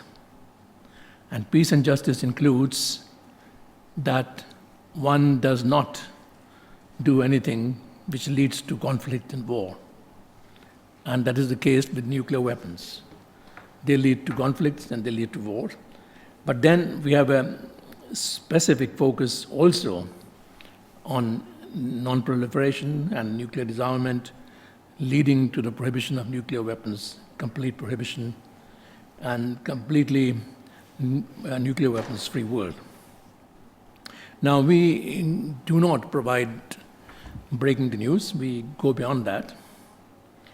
Our attempt is to provide news behind the news, in-depth news, analysis, and even some viewpoints, opinions, whereas the opinions or op-eds or viewpoints, they are the realm of those who are experts or even editors, which does not mean that tomorrow you could not be contributors of an op-ed column.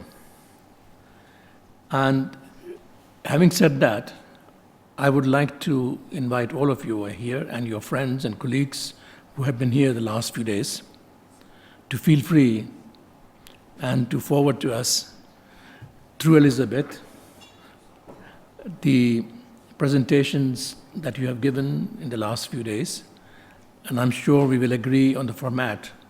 I heard some of the presentations myself, and I thought those could be used without any changes in the format. Others will require some changes in the format, but that's not a very big issue. Now, I would like to ask for your indulgence to introduce myself briefly and going down the memory lane, because it's not enough to see somebody talking. I think it's important also to know who the person is who is sitting in front of you and telling you all kinds of stories, you know. So I started as a cub reporter 55 years ago, a long time, no? That was back in Delhi at the height of summer. And my first assignment was, can you guess? A feature on water cellars. Because it was very hot and water was scarce as such, so there were water cellars, and in the heat you needed to drink cold water. That was a time when things were not that advanced in worldwide, and not for that matter in India. My next assignment was a feature on an industrial exhibition. I'm just mentioning that to see where the breadth and scope of journalism can lead you to. A few months later, the news editor asked me to write film criticism of Cleopatra. You see, with Elizabeth Taylor as Cleopatra, and let me see, Richard Burton as Mark Antony, and Rex Harrison as Julius Caesar. And then came what I thought was a very interesting assignment, which I very much liked. It was a feature on African students at the Delhi University. And that was interesting, exciting, because those days India used to have a number of scholarships for African students, and they felt that they were being discriminated against. It was interesting because the official Delhi did not want to hear anything about discrimination. A few years passed by, and I got a scholarship to travel to Eastern Europe. My focus was on post-Prague, spring, Czechoslovakia, and that was 1968. Czechoslovakia was a part of the Soviet Union. Some would call it Soviet Empire. And there were attempts in Prague to bring about some freedom of thought. But the Soviet tanks crushed that. So I was supposed to talk to different people. Then after that, I traveled to Hungary and reported on goulash communism. Have you heard about goulash communism? Goulash, you know. The word goulash communism derives from the fact that in 1956, there was an uprising in Hungary. The Soviet tanks, again, suppressed that uprising. And there was a Hungarian leader who was very intelligent and far man with a vision. His name was János Kádár. He introduced some market reforms, some capitalism in the traditional communism, and that's why it was called goulash communism, till 1989, when the Central Europe, which was part of the Soviet Union, collapsed. Now, 4 years after Prague and Budapest in 1972, I was sent to West Berlin to report on negotiations between two German states. We are talking of days of Cold War. A year later, after the Brezhnev-Nixon meeting in the United States, force reduction talks began in Vienna. Vienna has been the venue of arms reduction talks.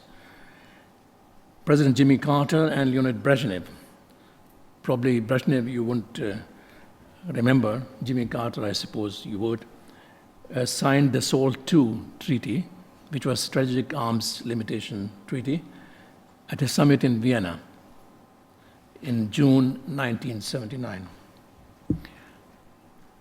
And why am I telling you this? Because that was for me the starting point of my keen interest in nuclear weapons. And the following years were to prove excitingly dangerous, but ending up in the fall of the Berlin Wall, the unification of Germany, collapse of the Soviet Union, followed by a creeping distrust among one superpower and the other, which has ceased to be a superpower, between the United States and Russia. And this creeping distrust lasts until today, and nobody knows what it will lead to. Now, by going down the memory lane, I have also tried to bring in the 5 W's and 1 H, which is what makes a story. You know what 5 W's are? Somebody knows that?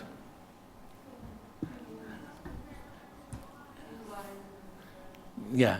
So the English journalist and short story writer, poet and novelist, his name was Kipling. He died some 81 years ago. Wrote a poem called The Elephant's Child. And I must admit that I was not aware of this poem. Thank Google, I found that poem. And it says, I keep 6 honest serving men. They taught me all I knew. Their names are what? why and when and how and where and who. And these are the essentials of professional journalism. And professional journalism cannot do without these 5 W's and 1 H in one or the other way. There can be variations here and there. And even in op-eds or opinions or viewpoints, you have to keep certain basic points in mind so that you just cannot say, this is what I think. Whether you agree with me or not, it doesn't matter. You have to be convincing enough, at least for the person who reads it, to understand what you're saying and to be able to challenge it or to agree with it. Now, letters to the editor, in the strict sense of the word, are not part of professional journalism. I remember when I was a young man, and I left the university, and I was going to become a cub reporter. Somebody came to me and he said, I'm also a journalist. I said, you're a journalist for whom you work? I have written 10 letters to the editor. See, so these things can happen. But if you look at it seriously, letters to the editor can be a good exercise.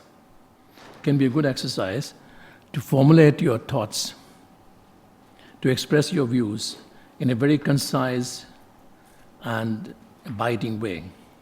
And especially when you write a letter to the editor, there are some basic rules and regulations. You're not supposed to go beyond a certain number of words.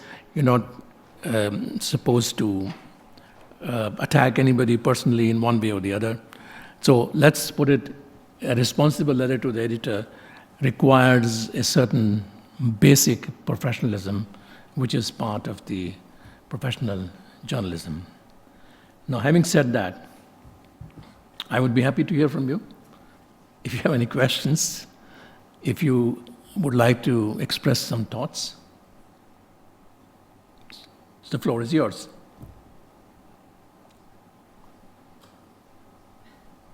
I know it's always difficult. Somebody has to break the ice. Oh, yes.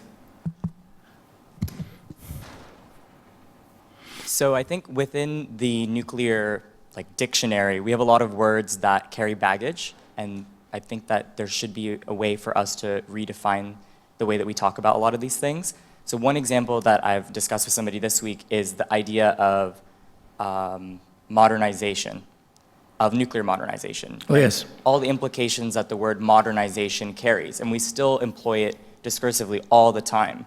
And to me, modernization should come across as, state-sanctioned violence or something. It is sort of a violent process that becomes embedded in these notions of modernity and progress. So, when we have words like that we almost have to use for people to understand what we're talking about, how do you suggest you get around that? Or how do you suggest ensuring that the characterizations are what we want them to be, which is, using the correct adjectives? Well, we did not come with wisdom in our mouth, and so we of course have to inform ourselves, because particularly in this field of nuclear weapons or even arms, even conventional arms, there are all kinds of terminologies being used where one can really get caught in the trap. And you're absolutely right. When they talk about modernization, it appears, it's good. We'll have modernized weapons. But what does it really mean? It means you have weapons which can be smart bombs. It can be weapons where you can try to explode them, but you will not realize that those weapon tests are taking place. It can be weapons which will avail of the newest possible technologies. And there is indeed a very strong competition going on between the nuclear weapons states, whether it is the United States or Russia or Britain or France. And if I remember well, even Obama, whose policy I always liked, but he couldn't be the messiah. He had to deliver the goods. He was the President of the United States of America.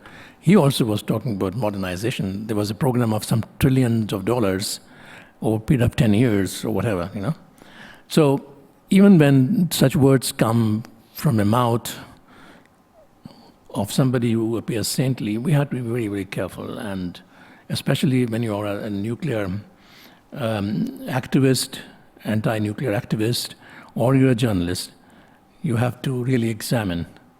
And of course, there are possibilities. You know, I mean, United States, I'm aware of the Arms Control Association based in Washington, the Nuclear Age Peace Foundation. They are very well informed. And if one goes to their website, one sees what those terminologies all mean, you know.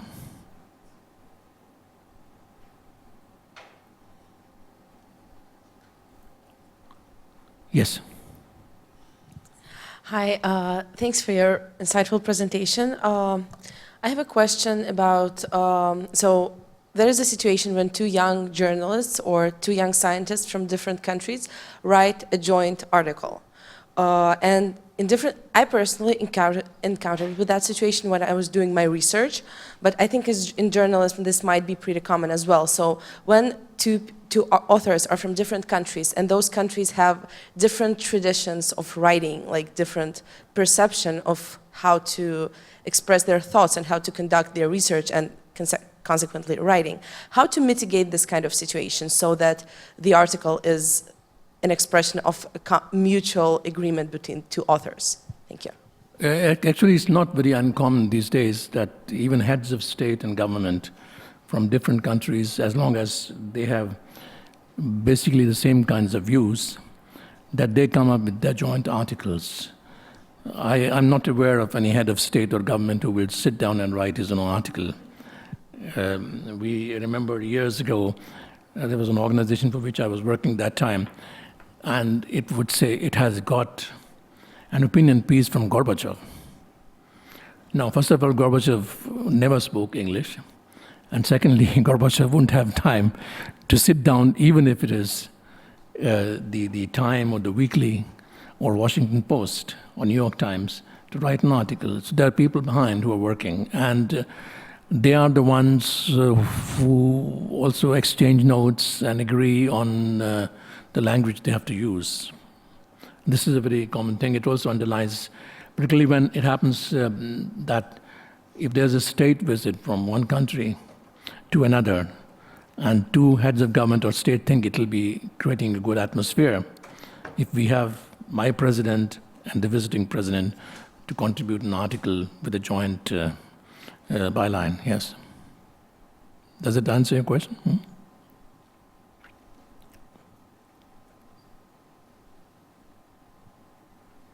So how many of you have plans to take to some kind of journalism?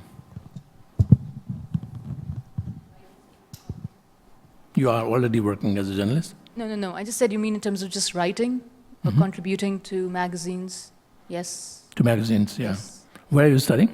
Well, I completed my DPhil at Oxford last year. But I've been contributing to a magazine, India-based magazine, on non-proliferation and international relations issues. And I think my question to you would be, so let's say you're trying to report or write about an incident or experience that was not politically correct. Let's say it was an experience that you probably didn't think was right, but then you have to write about it in a responsible way, probably distancing yourself from your personal experience in that situation or your own perception of that situation. So how could you write something which is politically correct and responsible about something that was absolutely politically incorrect and irresponsible? No, I mean, if you're working in a government and then you have to be politically correct. In any case, you'll have to seek permission to write for any media or to give an interview. Otherwise, it wouldn't be possible, you know. But it's not the job of a journalist to be politically correct, except when you say that it's being politically correct, that you do not write things and say things which contain some kind of racism, discrimination, whether it is gender or against the disabled. And you do not support any anti-social, whether it is abuse of children or whatever, you know. That, if you call political correctness, okay, but it's not really. It's a very human way of looking at things. It's the basic moral with which we are born, with which we grow, and we know that certain things are basically wrong and we don't accept them. But a journalist would be a bad one if he or she would try to be politically correct, because what politically correct in regard to whom? In regard to the Prime Minister or the President, and that Prime Minister or President, if it's a democratic country, doesn't happen to hold that office after 1 year or 2 years, then you'll have to turn to political correctness with the next person, you know. So that means you have no backbone and there's nothing solid under your feet. You know? Thank you. Thank you.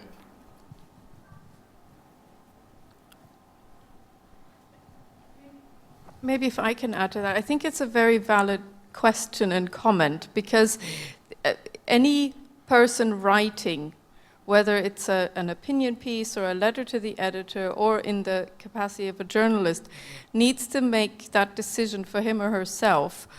Is this basic factual reporting, or am I trying to convince other people of my point of view? And these are two very different things. So that's why I think you were also focused in your presentation and what we wanted to talk about today. There's no right or wrong way, but I think there needs to be a consistent approach. You can't be writing, you know, just a regular report about this conference, saying I attended this conference, there were this and this many participants, these were the points made, and then the next day saying, I think the person making the presentation on Pakistan had a very good point and the Indians were wrong. So yeah. I think you can do both, but not at the same time. You have to decide what type of journalist, what type of reporter fits your voice, or what voice you want to adopt. Yeah. Yeah. Probably one would think of another word, which is a more balanced report, you know. So not politically correct that way, because let's say there are 3 conflicting points of view in the panel, which is not there right now, and each one of them is trying to put across his or her view on a very controversial issue. Now, if you are covering that event as a reporter, then you would be doing the wrong thing if you will start passing judgments. Because there you are just saying what the different speakers are saying. That's what the job of a reporter is. And that, unfortunately, is not always the case, even in Europe. Very often, even the established mainstream newspapers, they mix up comments with a report, so that you don't know, is that the view of the person, or is he reporting? And naturally, it's the view of the person. You know? So there's another journalism is, of course, that you can sit there as and you can analyze the points of view and say, okay, Mr. A, what he was saying was correct, whereas what Ms. B was saying was also correct, but what Ms. C said, it did not make any sense. See? So, but then it's a question how you put across things, and whether your newspaper or your website allows you to write so many words, you know. Editorials are, I mean, that's where the op-ed came from. An editorial is where the editor, the chief editor, would argue, take up the arguments which were given, and say, well, this argument is misleading if you follow it logically, you know. So actually, it's not. I mean, it appears as if professional journalism is something very easy. It is not, because you always have to think that. You see, the other problem is the concentration of the media everywhere in the world. And that, when that is happening, then that is the question of political correctness, you see, in quotes. But then you say, what, if I write this, will I lose my job? See? In my days back in India, all the major newspapers, they were owned not by media people or media organizations, they were owned by corporations dealing with steel, with wheat, and all that. So that means those newspapers had hardly any economic reporting, and if they had, then that was only small bits, and that's all. And as the press concentration takes place in Europe, the same problem is faced, that people are checked out and because they are not doing the line that they should be doing. And I know that at least one newspaper in Germany, even in divided Germany, where they had to really sign a paper with them as soon as they were employed. They will not do this, they will not do that, they will not do that. And that first we thought it was just a rumor, but it was a fact. And then, for example, there are newspapers everywhere in Europe which belong to one church or the other. So there you have to abide by the norms of the Catholics or the Protestants or whichever church it might be, because then you're working for something which you are supposed to support. If you write against that, then you're in the wrong place. Then you have to go somewhere else. It's a very tricky and sensitive issue. And the fact is that when we talk about freedom of expression, it might sound like a very romantic concept. I must say it's like having the kind of sweet I like to eat, But first you have to see freedom. What is freedom? And of expression. And where does freedom start and where does it stop? Can I have the freedom? And does it mean that you can't have the freedom? So that means if even in the freedom of expression, there are boundaries beyond which you're not allowed to go.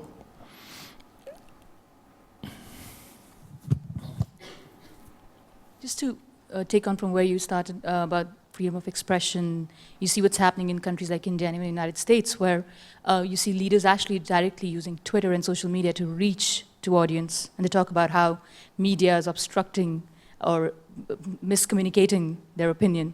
And then, so that's the first bit. What do you think about what's happening with the so-called, they would say, attack on journalism in some of these very big democracies? And then secondly, about freedom of expression or freedom of speech, I think it's equally important to talk about freedom after expression or after speech. So you may have the freedom to say something as a journalist, but you don't know what's going to happen to you after you've said it. Yeah, I mean, we're talking about one invisible man, that's who brought in the concept of fake news, and which one would never have thought that Washington Post will be, or New York Times will be accused of fake news, There has been always disinformation campaigns. They are a part of the Cold War period. The Soviets had their disinformation campaign, and so did the Americans. But now if you call that fake news, well, it has been there all the time.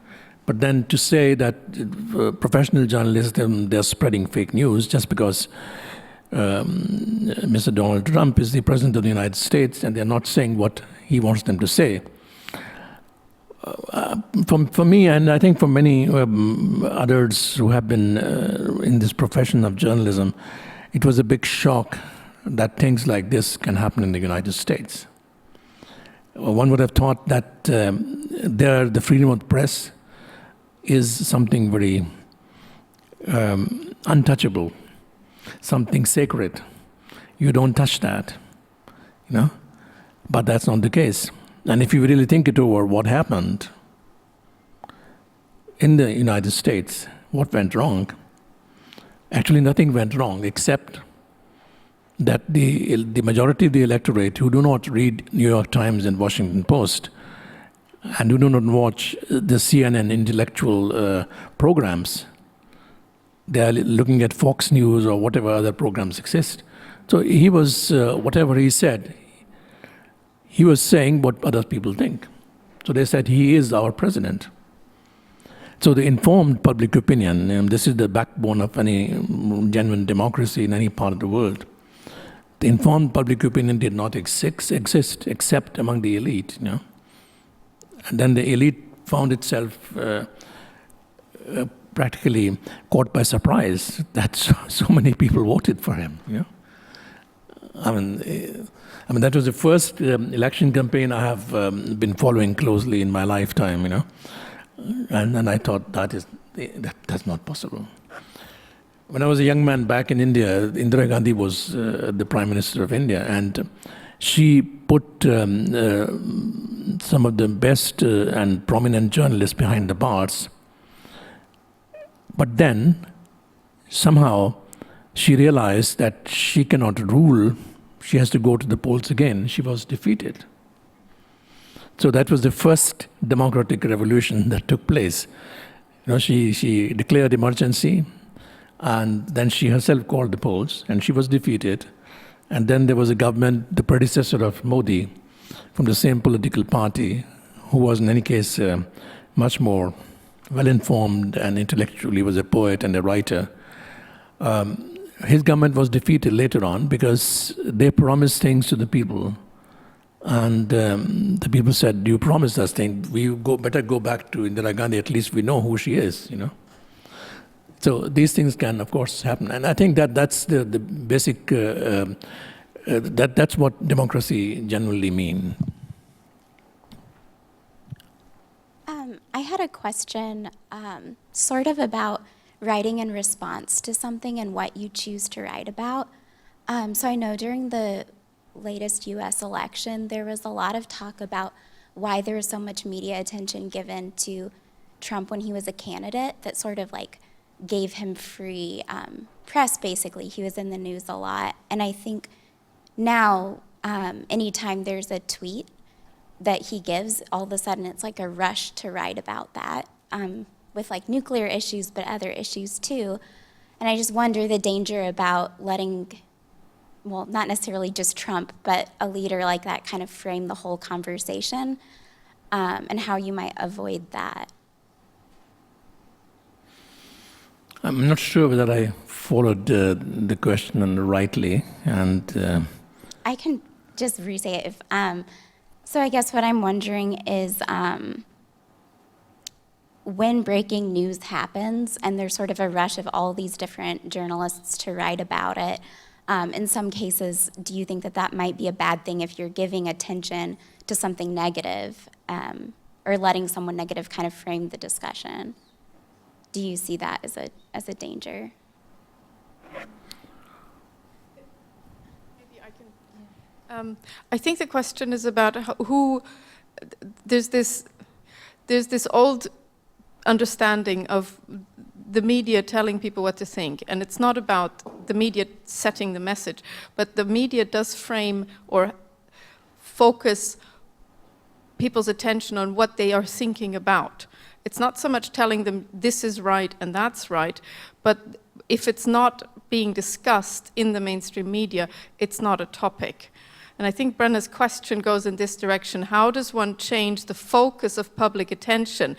If all the public attention is on tabloid events, how do we take that, yeah, is that the question? How do we reframe the focus of public attention to issues that might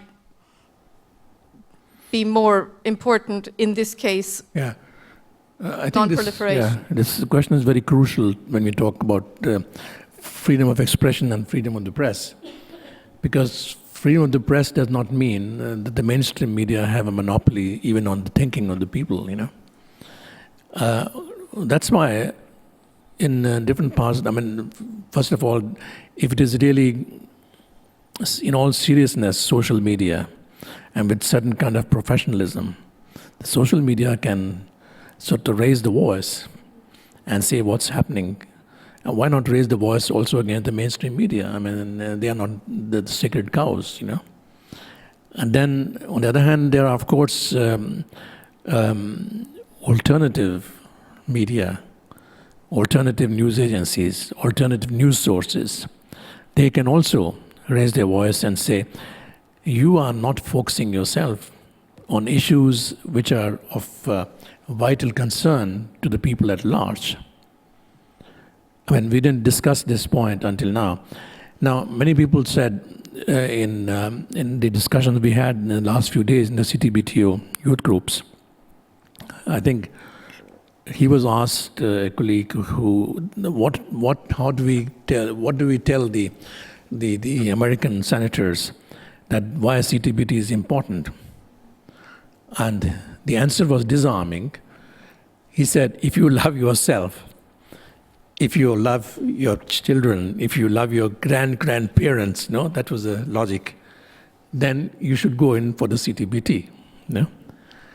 So there's a certain amount of insistence required, that's why I use the word informed public opinion. That means informed public opinion can only be that part of the public which is aware that what I see on the TV is not the ultimate truth. We can have all kinds of collages, You can put faces on bodies and they look very natural. They don't have to be there. You can buy people, and that has happened in the case of Iraq, which doesn't mean that the massacres didn't take place, that they bought some people and gave them money and said, okay, you be in front of the camera. And I know from some European colleagues who were going with TV sets, and they said this was the only way to get people on the camera.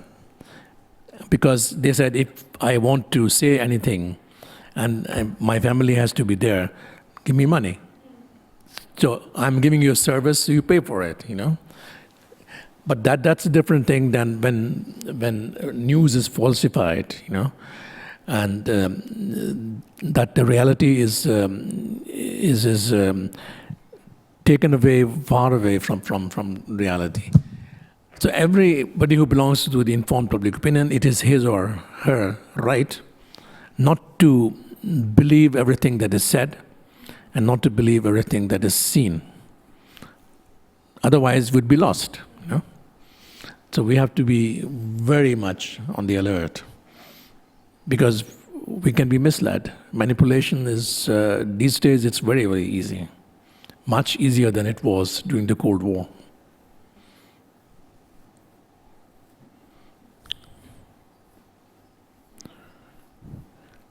Any candidate for the next journalist? Anyway, there's no problem. Another comment? No? Okay. Well, I think you'll still be here for the rest of the conference. So I would encourage anybody who can think of a question later on to please go and talk to Ramesh. Wealth of knowledge. Thank you very much for sharing your experience.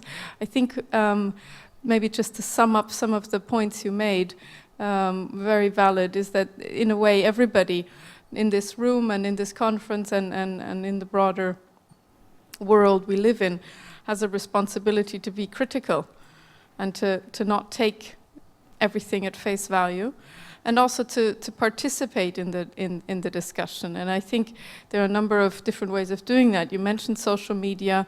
News outlets such as your own are perhaps one of those alternative sources that tell the story from a different angle.